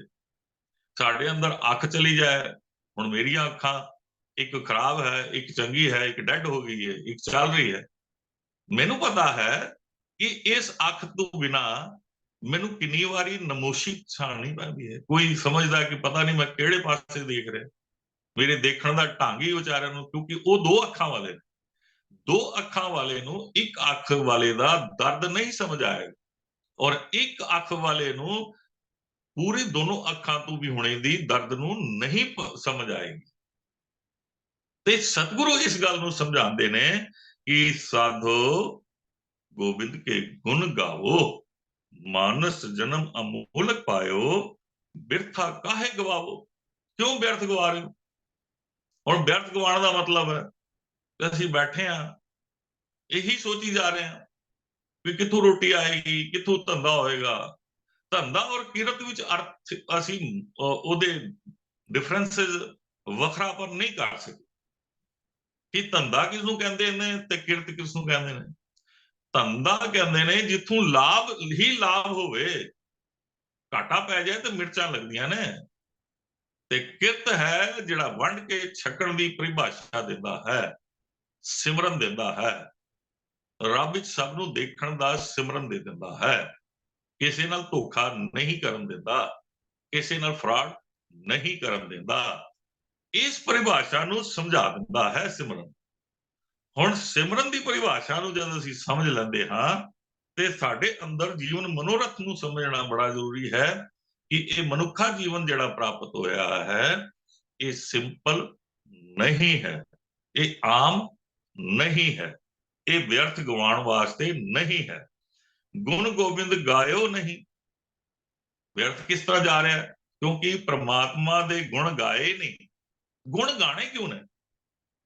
ਕੋਈ ਚਮਚਾਗਿਰੀ ਕਰਨ ਵਾਸਤੇ ਗੁਣ ਨਹੀਂ ਗਾਣੇ। ਹੁਣ ਬੰਦਾ ਬੰਦੇ ਦੀ ਚਮਚਾਗਿਰੀ ਕਰਦਾ ਤੇ ਕਹਿੰਦਾ ਕਿ ਤੁਸੀਂ ਬੜੇ ਚੰਗੇ ਹੋ ਜੀ, ਤੁਸੀਂ ਧਨਵਾਨ ਹੋ ਜੀ, ਬੜਾ ਦਾਨ ਪੁੰਨ ਕਰਦੇ ਹੋ। ਆਮ ਕਰਕੇ ਮੈਂ ਪ੍ਰਚਾਰਕਾਂ ਨੂੰ ਦੇਖਦਾ ਅਮੀਰ ਬੰਦੇ ਕੋਲ ਜਾ ਕੇ ਉਹਦੀ ਖੁਸ਼ਾਮਦੀ ਕਰਦੇ ਨੇ, ਤੁਹਾਡਾ ਪਰਿਵਾਰ ਬੜਾ ਗੁਰਮੁਖ ਹੈ, ਭਾਵੇਂ ਉਹ ਗੁਰਮੁਖ ਨਾ ਹੋਵੇ, ਸਿਰਫ ਪੈਸੇ ਆ ਕੇ ਦਿੰਦਾ ਹੋਵੇ, ਕਿਉਂਕਿ ਉਹਨਾਂ ਦੀਆਂ ਲੋੜਾਂ ਨੇ, ਉਹ ਨਹੀਂ ਕਰਨਗੇ, ਨਹੀਂ ਮਿਲਣਗੇ। ਇਮੋਸ਼ਨਲ ਕਰਕੇ ਧਨ ਲੈਣਾ, ਇਹ ਸਾਨੂੰ ਕਥਾ ਨਹੀਂ ਸਿਖਾਉਂਦੀ। ਕਥਾ ਦੇ ਇਸ ਪ੍ਰੋਸੈਸ ਨੂੰ ਅਪਣਾਉਣਾ ਕਿ ਇਮੋਸ਼ਨਲ ਕਰਨਾ, ਕੁਝ ਬਾਤਾਂ ਕਰਨੀਆਂ ਤੇ ਉਹਨਾਂ ਦੇ ਇਮੋਸ਼ਨਲ ਕਰਕੇ ਧਨ ਕਢਾਉਣਾ, ਇਹ ਕਥਾ ਦਾ ਪ੍ਰੋਸੈਸ ਨਹੀਂ ਹੈ। ਕਥਾ ਦਾ ਪ੍ਰੋਸੈਸ ਹੈ ਕਿ ਰੱਬੀ ਗੁਣਾਂ ਨੂੰ ਅਪਣਾਉਣ ਵਾਸਤੇ ਪ੍ਰੇਰਨਾ ਦੇਣੀ, ਆਪਣੇ ਅੰਦਰ ਵੀ ਬਦਲਾਅ ਲਿਆਉਣਾ, ਸਿਰਫ ਲੋਕਾਂ ਨੂੰ ਨਹੀਂ ਸਮਝਾਉਣਾ। ਜੇ ਅਸੀਂ ਕਿਸੇ ਕੋਲੋਂ ਗੁਣਾਂ ਦੀ ਗੱਲ ਸੁਣ ਰਹੇ ਹਾਂ, ਬਦਲਾਅ ਦੀ ਗੱਲ ਸੁਣ ਰਹੇ ਹਾਂ, ਗੁਣ ਧਾਰਨ ਕਰਨ ਦੀ ਗੱਲ ਸੁਣ ਰਹੇ ਹਾਂ, ਹੁਣ ਉਸ ਦੇ ਕਰੈਕਟਰ ਵੱਲ ਦੇਖਣ ਦੀ ਥਾਂ ਤੇ ਅਸੀਂ ਆਪਣੇ ਕਰੈਕਟਰ ਵੱਲ ਨਹੀਂ ਦੇਖ ਰਹੇ। ਅਸੀਂ ਉਸ ਦੇ ਕਰੈਕਟਰ ਨੂੰ ਦੇਖ ਤੇ ਮਾੜਾ ਸੀ ਕਿਸੇ ਟਾਈਮ ਤੇ, ਅੱਜ ਤੋਂ 20 ਸਾਲ ਪਹਿਲੇ ਮਾੜਾ ਸੀ, ਇਹ ਤੇ ਪਤਾ ਨਹੀਂ ਝੂਠ ਹੀ ਬੋਲਦਾ ਹੋਣਾ, ਐਵੇਂ ਗੱਪਾਂ ਹੀ ਮਾਰਦਾ ਹੋਣਾ। ਅਸੀਂ ਗੁਣ ਅਪਣਾਣੇ ਹਨ, ਗੁਣਾਂ ਦੀ ਗੱਲ ਹੋ ਰਹੀ ਹੈ। ਜਿੱਥੇ ਸਤਿਗੁਰੂ ਕਹਿੰਦੇ ਗੁਣਾ ਕਾ ਹੋਏ ਵਾਸਲਾ, ਕੜਵਾਸ ਲਈ ਜੇ ਗੁਣ ਹੋਣ ਸਾਜਣਾ, ਮਿਲ ਸਾਂਝ ਕਰੀ ਜੇ। ਸਾਂਝ ਕਰੀ ਜੇ ਗੁਣਾ ਕੇਰੀ, ਤੇ ਗੁਣਾ ਦੇ ਨਾਲ ਸਾਂਝ ਕਰਕੇ ਫਿਰ ਕਰਨਾ ਕੀ ਹੈ? ਛੋੜ ਅਵਗਣ ਚਲੀਏ। ਅਵਗਣਾਂ ਨੂੰ ਜਿਹੜੇ ਉਹਦੇ ਕੋਲ ਉਹਦੇ ਅਵਗਣ ਨੇ ਉੱਥੇ ਹੀ ਛੱਡ ਦੇਣੇ ਨੇ, ਉਹਦਾ ਜੀਵਨ ਹੋਏਗਾ ਮਾੜਾ। ਲੇਕਿਨ ਉਹਦੇ ਕੋਲ ਜਿਹੜਾ ਰੱਬ ਜੀ ਨੇ ਗੁਰਬਾਣੀ ਦਿੱਤੀ, ਰੱਬ ਜੀ ਨੇ ਗੁਰਬਾਣੀ ਦੇ ਵਿਚਾਰ ਦਿੱਤੇ, ਆਪਾਂ ਉਹ ਲੈ ਲੈਣੇ ਨੇ। ਸੋ ਸਤਿਗੁਰੂ ਪਾਤਸ਼ਾਹ ਇਸ ਮਨੁੱਖਾ ਜੀਵਨ ਦੇ ਮਨੋਰਥ ਨੂੰ ਸਾਡੇ ਸਾਹਮਣੇ ਰੱਖਦੇ ਹੋਏ ਕਹਿੰਦੇ ਨੇ, ਗੁਣ ਗੋਬਿੰਦ ਗਾਇਓ ਨਹੀਂ, ਜਨਮ ਅਕਾਰਤ ਹੀਨ। ਆਪਣਾ ਜੀਵਨ ਵਿਅਰਥ ਗਵਾ ਰਿਹਾ ਹੈ। ਜਾਮੈ ਭਜਨ ਰਾਮ ਕੋ ਨਾਹੀ, ਜਿਸ ਸਰੀਰ ਵਿੱਚ ਜਾਂ ਮੇਰੇ ਵਿੱਚ ਰਾਮ ਦੀ ਬੰਦਗੀ ਨਹੀਂ ਹੈ। ਰਾਮ ਦੀ ਬੰਦਗੀ ਇੱਕ ਪ੍ਰੋਸੈਸ ਨਹੀਂ ਹੈ। ਰਾਮ ਦੀ ਬੰਦਗੀ ਸਿਰਫ ਰਸਨਾ ਤੂੰ ਜਪਣਾ ਨਹੀਂ, ਰਾਮ ਦੀ ਬੰਦਗੀ ਸਿਰਫ ਕੀਰਤਨ ਕਰਨਾ ਨਹੀਂ, ਰਾਮ ਦੀ ਬੰਦਗੀ ਸਿਰਫ ਸ਼ਬਦ ਵਿਚਾਰ ਜਾਂ ਕਥਾ ਕਰਨੀ ਨਹੀਂ ਹੈ। ਖੁਦ ਨੂੰ ਬਦਲਣਾ ਹੈ। ਮੈਂ ਪਤਾ ਨਹੀਂ ਕਿਨੇ ਔਗਣਾਂ 'ਚ ਭਰਿਆ ਹੋਵਾਂਗਾ। ਮੇਰੇ ਸਤਿਗੁਰੂ ਜੀ ਕਹਿੰਦੇ ਨੇ, ਜੇਤਾ ਸਮੁੰਦ ਸਾਗਰ ਨੀਰ ਭਰਿਆ ਤੇ ਔਗਣ ਮਾਰੇ। ਆਪਾਂ ਕਿਸ ਤਰ੍ਹਾਂ ਮੰਨ ਲਿਆ ਜਿਹੜਾ ਬੋਲਣ ਵਾਲਾ ਉਹਦੇ 'ਚ ਔਗਣ ਨਹੀਂ ਹੋਣਗੇ, ਜਾਂ ਉਹ ਆਪਣੇ ਆਪ ਨੂੰ ਗੁਰਮੁਖ ਸਾਬਤ ਕਰ ਰਿਹਾ? ਕੋਈ ਕਿਸੇ ਨੂੰ ਗੁਰਮੁਖ ਸਾਬਤ ਨਹੀਂ ਕਰ ਰਿਹਾ। ਅਸੀਂ ਗੁਰਮੁਖ ਬਣਨਾ ਹੈ ਕਿ ਨਹੀਂ, ਇਸ ਦਾ ਫੈਸਲਾ ਸਤਿਗੁਰੂ ਪਾਤਸ਼ਾਹ ਕਹਿੰਦੇ ਨੇ, ਜੀਵਨ ਮਨੋਰਥ ਨੂੰ ਜਦ ਸਮਝ ਲਓਗੇ, ਇਸ ਸੰਸਾਰ ਵਿੱਚ ਆਉਣ ਦੇ ਮਕਸਦ ਨੂੰ ਸਮਝ ਲਓਗੇ, ਤੇ ਤੁਹਾਡੇ ਅੰਦਰ ਉਹ ਪਰਿਭਾਸ਼ਾ ਖੁੱਲੇਗੀ। ਇਹ ਗੁਰੂ ਤੇਗ ਬਹਾਦਰ ਪਾਤਸ਼ਾਹ ਜੀਵਨ ਮਨੋਰਥ ਦੇ ਇਸ ਸਾਰੇ ਫਿਲਾਸਫੇ ਨੂੰ ਖੋਲਦੇ ਹਨ ਤੇ ਜੀਵਨ ਨੂੰ ਵਿਅਰਥ ਗਵਾਉਣ ਤੋਂ ਰੋਕਦੇ ਹਨ। ਜਾਂ ਮੈਂ ਭਜਨ ਰਾਮ ਕੋ ਨਾਹੀ, ਤਹਿ ਨਰ ਜਨਮ ਅਕਾਰਤ ਖੋਇਆ। ਇਸੇ ਕਰਕੇ ਉਸ ਬੰਦੇ ਨੇ ਆਪਣਾ ਜੀਵਨ ਦੇ ਸਵਾਸ ਖਰਾਬ ਕੀਤੇ ਨੇ, ਵਿਅਰਥ ਕੀਤੇ ਨੇ। ਜਿਸ ਤਰ੍ਹਾਂ ਆਪਾਂ ਦੁੱਧ ਇਕੱਠਾ ਕਰ ਲਈਏ ਔਰ ਦੁੱਧ ਇਕੱਠਾ ਕਰਕੇ ਜ਼ਮੀਨ ਤੇ ਰੋੜ ਦਈਏ, ਉਹ ਕਿਸੇ ਦੇ ਕੰਮ ਨਹੀਂ ਆਇਆ। ਗਾਵਾਂ ਮੱਝਾਂ ਨੇ ਵਿਚਾਰੀਆਂ ਨੇ ਦੁੱਧ ਦਿੱਤਾ, ਉਹਨਾਂ ਦਾ ਬਛੜਿਆਂ ਦਾ ਦੁੱਧ ਵੀ ਅਸੀਂ ਲੈ ਲਿਆ ਤੇ ਉਹਨਾਂ ਨੂੰ ਜ਼ਮੀਨ ਤੇ ਰੋਲ ਲਿੱਤਾ। ਇਸੇ ਤਰ੍ਹਾਂ ਫਲ ਤੋੜੇ, ਫਲ ਕਿਸੇ ਨੂੰ ਦਿੱਤੇ ਨਹੀਂ, ਨਾ ਕਿਸੇ ਜਾਨਵਰ ਨੂੰ, ਨਾ ਕਿਸੇ ਬੰਦੇ ਨੂੰ, ਲਿਆ ਕੇ ਘਰ ਵਿੱਚ ਕਰ ਦਿੱਤੇ। ਲੰਗਰ ਬਣਾਇਆ, ਘਰ ਵਿੱਚ ਕਰਤਾ। ਸਿਸਟਮ ਨਾਲ ਨਹੀਂ ਬਣਾਇਆ, ਸਿਸਟਮ ਨਾਲ ਨਹੀਂ ਚਲੇ, ਪਲੈਨਿੰਗ ਨਹੀਂ ਕੀਤੀ। ਪਲੈਨਿੰਗ ਇਹ ਸੋਚ ਲਿਆ ਕਿ 1000 ਬੰਦਾ ਆਏਗਾ, ਆਪਾਂ 1500 ਬੰਦਿਆਂ ਦਾ ਖਾਣਾ ਬਣਾ ਲਿਆ। ਬੰਦਾ ਆਇਆ 500, ਬਾਕੀ ਗਾਰਬੇਜ ਹੋ ਗਿਆ। ਸੋ ਸਤਿਗੁਰੂ ਜੀ ਕਹਿ ਰਹੇ ਨੇ ਤੇਰੀ ਪਲੈਨਿੰਗ ਹੋਣੀ ਚਾਹੀਦੀ, ਤੇਰੀ ਸਵਾਸਾਂ ਦੀ ਪਲੈਨਿੰਗ ਹੋਣੀ ਚਾਹੀਦੀ। ਖਿਮਾ ਕਰਨਾ ਜੀ, ਇਹ ਰੱਖੋ ਮਨ ਮਾਹੀ, ਇਹ ਗੱਲ ਮਨ ਵਿੱਚ ਰੱਖ ਲਓ ਕਿ ਜੀਵਨ ਵਿਅਰਥ ਗਵਾਉਣ ਵਾਸਤੇ ਨਹੀਂ ਹੈ। ਜੀਵਨ ਜਾਤ, ਜੀਵਨ ਨੂੰ ਜੀਣ ਦੇ ਢੰਗ ਨੂੰ ਸਮਝਣ ਵਾਸਤੇ ਗੁਰੂ ਦੀ ਲੋੜ ਹੈ। ਸੋ ਆਪ ਜੀ ਖਿਮਾ ਕਰ ਦੇਣਾ ਜੀ। ਸੋ ਗੁਰੂ ਪਾਤਸ਼ਾਹ ਜੀ ਸਾਨੂੰ ਅਗਲੇ ਇਸ ਸ਼ਬਦ ਦੇ ਵਿੱਚ ਸਾਨੂੰ ਖੋਲਦੇ ਨੇ ਔਰ ਸਮਝਾਉਂਦੇ ਨੇ, ਫਿਰਤ ਫਿਰਤ ਬਹੁਤੇ ਯੁਗ ਹਾਰਿਓ। ਆਪਣੀ ਜ਼ਿੰਦਗੀ ਦੇ ਵੀ ਪਤਾ ਨਹੀਂ ਕਿੰਨੇ ਯੁਗ ਹਾਰ ਲਏ। ਇੱਕ ਯੁਗ ਨੇ ਜਿਹੜੇ ਕਈ ਸਾਲ ਲੰਘ ਗਏ, ਪਾਓ 100 ਸਾਲ ਦੀ ਜੇ ਉਮਰ ਮਿਲੀ ਹੈ ਤੇ 10-10 ਸਾਲ ਵੀ ਡਿਵਾਈਡ ਕਰਕੇ ਸਤਿਗੁਰੂ ਨੇ 120 ਸਾਲ ਦੀ ਪਰਿਭਾਸ਼ਾ ਦੇ ਦਿੱਤੀ। 10 ਸਾਲ ਵਿੱਚ ਕੀ ਕੀਤਾ, 20 ਸਾਲ ਹੀ ਕੀਤਾ, 10 ਸਾਲ ਵਿੱਚ ਬਚਪਨ ਕੱਢ ਲਿਆ, ਮਾਂ ਪਿਓ ਨੇ ਵੀ ਲਾਡ ਪਿਆਰ ਵਿੱਚ ਤੋਰਤਾ। ਲੇਕਿਨ ਬਾਬਾ ਫਤਿਹ ਸਿੰਘ, ਬਾਬਾ ਜੋਰਾਵਰ ਸਿੰਘ ਨੇ ਲਾਡ ਪਿਆਰ ਵਿੱਚ ਆਪਣਾ ਜੀਵਨ ਨਹੀਂ ਤੋਰਿਆ। ਲਾਡ ਮਿਲਿਆ ਉਹਨਾਂ ਨੂੰ, ਕੱਪੜੇ ਵੀ ਮਿਲੇ, ਭੋਜਨ ਵੀ ਮਿਲਿਆ, ਕੀਮਤੀ ਘੋੜੇ ਵੀ ਮਿਲੇ, ਮਾਂ ਵੀ ਮਿਲੀ, ਦਾਦੀ ਵੀ ਮਿਲੀ ਔਰ ਪਿਤਾ ਵੀ ਮਿਲਿਆ, ਗੁਰਸਿੱਖ ਵੀ ਮਿਲੇ, ਗੁਰਸਿੱਖਾਂ ਦਾ ਪਿਆਰ ਵੀ ਮਿਲਿਆ। ਲੇਕਿਨ ਇਸ ਸਰੀਰ ਨਾਲ ਪਿਆਰ ਕਰਨਾ ਨਹੀਂ ਮਿਲਿਆ। ਇਸ ਸਰੀਰ ਦਾ ਪਤਾ ਸੀ ਕਿ ਅੰਤ ਹੋਣਾ ਹੈ। ਇਹ ਸਰੀਰ ਆਖਰਕਾਰ ਅਸੀਂ ਅੱਜ ਨਹੀਂ ਕੱਲ ਮਰ ਜਾਣਾ, 5 ਸਾਲ ਵਿੱਚ ਨਹੀਂ 100 ਸਾਲ ਵਿੱਚ ਮਰ ਜਾਣਾ। ਸਤਿਗੁਰੂ ਸਾਹਿਬ ਨੇ 120 ਸਾਲ ਦੀ ਪਰਿਭਾਸ਼ਾ ਰੱਖ ਕੇ ਕਿਹਾ 120 ਸਾਲ ਬਾਅਦ ਤੇ ਮਰੇਗਾ ਹੀ ਨਾ, ਫਿਰ ਕੀ ਕਰੇਗਾ, ਫਿਰ ਕੀ ਤੇਰੇ ਹੱਥ ਹੈ, ਕੀ ਹੈ ਤੇਰੇ ਪੱਲੇ। ਸਤਿਗੁਰੂ ਕਹਿੰਦੇ ਨੇ ਫਿਰਤ ਫਿਰਤ ਬਹੁਤੇ ਯੁਗ ਹਾਰਿਓ, ਮਾਨਸ ਦੇਹ ਲਹੀ। ਬੜੇ 184 ਭ੍ਰਮਤੇ ਦੁਰਲਭ ਜਨੋ ਅਪਾਇਓ, ਰੇ ਮੁੜੇ ਪੁੱਛੇ ਰਸ ਲਿਪਟਾਇਓ। ਮਾੜੇ ਕਰਮਾਂ 'ਚ ਫਸਿਆ ਹੋਇਆ, ਮਾੜੀ ਵਿਚਾਰਾਂ 'ਚ ਫਸਿਆ, ਔਗਣਾਂ 'ਚ ਫਸਿਆ ਹੋਇਆ, ਉਸ ਧਨ ਦੇ ਪਿੱਛੇ ਦੌੜ ਰਿਹਾ ਜਿਸ ਧਨ ਨੇ ਮੰਜਾ ਤੇ ਲੈ ਦੇਣਾ, ਮੰਜੇ ਤੇ ਸੌਣ ਦਾ ਆਨੰਦ ਨਹੀਂ ਦੇਣਾ। ਜਿਸ ਧਨ ਨੇ ਗੱਡੀਆਂ ਲੈ ਦੇਣੀਆਂ, ਮਕਾਨ ਲੈ ਦੇਣੇ, ਲੇਕਿਨ ਪਰਿਵਾਰ ਦਾ ਪਿਆਰ ਨਹੀਂ ਦੇਣਾ, ਬੱਚਿਆਂ ਦਾ ਪ੍ਰੇਮ ਨਹੀਂ ਮਿਲਣਾ, ਮਾਤਾ ਪਿਤਾ ਦਾ ਪ੍ਰੇਮ ਨਹੀਂ ਮਿਲਣਾ। ਜਦ ਉਹਨਾਂ 'ਚ ਰੱਬ ਦੀ ਜੋਤ ਦੇਖਾਂਗੇ, ਉਹਨਾਂ ਦੀ ਸੇਵਾ ਕਰਾਂਗੇ, ਬੱਚਿਆਂ ਦੀ ਸੇਵਾ ਇਹ ਸੋਚ ਕੇ ਕਰਾਂਗੇ ਤੇ ਉਹਨਾਂ ਦਾ ਰੱਬੀ ਜੋਤ ਦਾ ਪਿਆਰ ਮਿਲੇਗਾ, ਭਾਵੇਂ ਸਾਡੇ ਕੋਲ ਰਹਿਣ ਭਾਵੇਂ ਨਾ ਰਹਿਣ। ਸੋ ਸਤਿਗੁਰੂ ਪਾਤਸ਼ਾਹ ਕਹਿੰਦੇ ਨੇ ਫਿਰਤ ਫਿਰਤ ਬਹੁਤੇ ਯੁਗ ਹਾਰਿਓ, ਮਾਨਸ ਦੇਹ ਲਹੀ। ਇਹ ਦੇਹ ਤਾਂ ਪ੍ਰਾਪਤ ਹੋਈ ਹੈ ਕਈ ਜਨਮਾਂ ਤੋਂ ਬਾਅਦ। ਨਾਨਕ ਕਹਿਤ ਮਿਲਨ ਕੀ ਬਰੀਆ, ਸਿਮਰਤ ਕਹਾ ਨਹੀਂ। ਸਿਮਰਨ ਦੀਆਂ ਜਿਹੜੀਆਂ ਪਰਿਭਾਸ਼ਾ 5 ਮੈਂ ਹਰ ਟਾਈਮ ਦੱਸਦਾ। ਪਹਿਲੀ ਪਰਿਭਾਸ਼ਾ ਰਚਨਾ ਤੋਂ ਵਾਹਿਗੁਰੂ ਸਿਮਰਨ ਕਰਨਾ, ਕਿ ਸਾਨੂੰ ਜਿਹੜੀ ਬਾਣੀ ਪੜ੍ਹਦੇ ਹਾਂ ਉਹ ਚੇਤਨ ਮਨ ਵਿੱਚ ਰਵੇ, ਇਸ ਕਰਕੇ ਵਾਹਿਗੁਰੂ ਸਿਮਰਨ। ਬਾਣੀ ਪੜ੍ਹਨੀ ਸਿਮਰਨ, ਬਾਣੀ ਵਿਚਾਰਨੀ ਸਿਮਰਨ, ਬਾਣੀ ਦਾ ਅਮਲ ਸਿਮਰਨ ਤੇ ਪ੍ਰਮਾਤਮਾ ਦੇ ਹੁਕਮ ਤੇ ਤੁਰਨਾ ਸਿਮਰਨ। ਇਹ 5 ਪਰਿਭਾਸ਼ਾ ਨੇ ਸਿਮਰਨ ਦੀਆਂ। ਗੁਰੂ ਪਾਤਸ਼ਾਹ ਦੀ ਸੁਖਮਨੀ ਸਾਹਿਬ ਦੀ ਬਾਣੀ ਸਿਮਰਨ ਦੀ ਪਰਿਭਾਸ਼ਾ ਨੂੰ ਸਮਝ ਲਓ, ਔਰ ਸਾਨੂੰ ਸਮਝਣੀ ਚਾਹੀਦੀ, ਮੈਨੂੰ ਵੀ ਸਮਝਣੀ ਚਾਹੀਦੀ, ਸਭ ਨੂੰ ਸਮਝਣੀ ਚਾਹੀਦੀ। ਗੁਰੂ ਨਾਨਕ ਸਾਹਿਬ ਕਹਿੰਦੇ ਨੇ ਇਹੀ ਰਾਸਤਾ ਹੈ ਮਿਲਣ ਦਾ। ਆਪਾਂ ਖੋਤੇ ਘੋੜੇ ਦੀ ਜੂਨੇ ਵਿੱਚ ਤੇ ਨਹੀਂ ਆਪਾਂ ਲੀਨ ਹੋ ਸਕਾਂਗੇ। ਖੋਤੇ ਨੇ ਤੇ ਖੋਤੇ ਵਾਲਾ ਕੰਮ ਕਰਨਾ, ਘੋੜੇ ਨੇ ਘੋੜੇ ਵਾਲਾ ਕਰਨਾ, ਸੱਪ ਨੇ ਸੱਪ ਵਾਲਾ ਕਰਨਾ। ਉਹਨਾਂ ਨੇ ਨਹੀਂ ਬਦਲਣਾ, ਮਨੁੱਖ ਨੇ ਬਦਲਣਾ। ਕਦੀ ਖੋਤੇ ਨੂੰ ਨਹੀਂ ਕਿਹਾ ਜਾਂਦਾ ਤੂੰ ਖੋਤਾ ਬਣ, ਕਦੀ ਘੋੜੇ ਨੂੰ ਨਹੀਂ ਕਿਹਾ ਜਾਂਦਾ ਤੂੰ ਘੋੜਾ ਬਣ ਖੋਤਿਆਂ ਦੇ ਕੰਮ ਕਰਦਾ, ਕਦੀ ਕੁੱਤੇ ਨੂੰ ਨਹੀਂ ਕਿਹਾ ਜਾਂਦਾ ਤੂੰ ਕੁੱਤਾ ਬਣ ਤੂੰ ਬਿੱਲੀਆਂ ਵਾਲਾ ਕੰਮ ਕਰ ਰਿਹਾ, ਸ਼ੇਰ ਨੂੰ ਨਹੀਂ ਕਿਹਾ ਜਾਂਦਾ ਤੂੰ ਸ਼ੇਰ ਬਣ ਤੂੰ ਭੇਡਾਂ ਵਾਲਾ ਕੰਮ ਕਰ ਰਿਹਾ। ਬੰਦੇ ਨੂੰ ਕਿਹਾ ਜਾਂਦਾ ਤੂੰ ਬੰਦਾ ਬਣ। ਕਿਉਂ?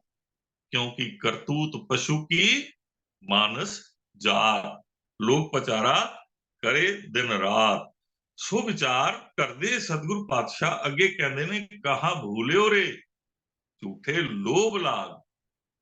इस लोभ विच फस के मैं इकट्ठा कर ला फिर खावांगा, मैं धन दे अंबार ला लवां, मैं मकाना दे अंबार ला लवां, मैं ताकत दे अंबार ला ला। ते बड़े बड़े सिकंदर और बड़े बड़े राजियां ने अंबार लाए।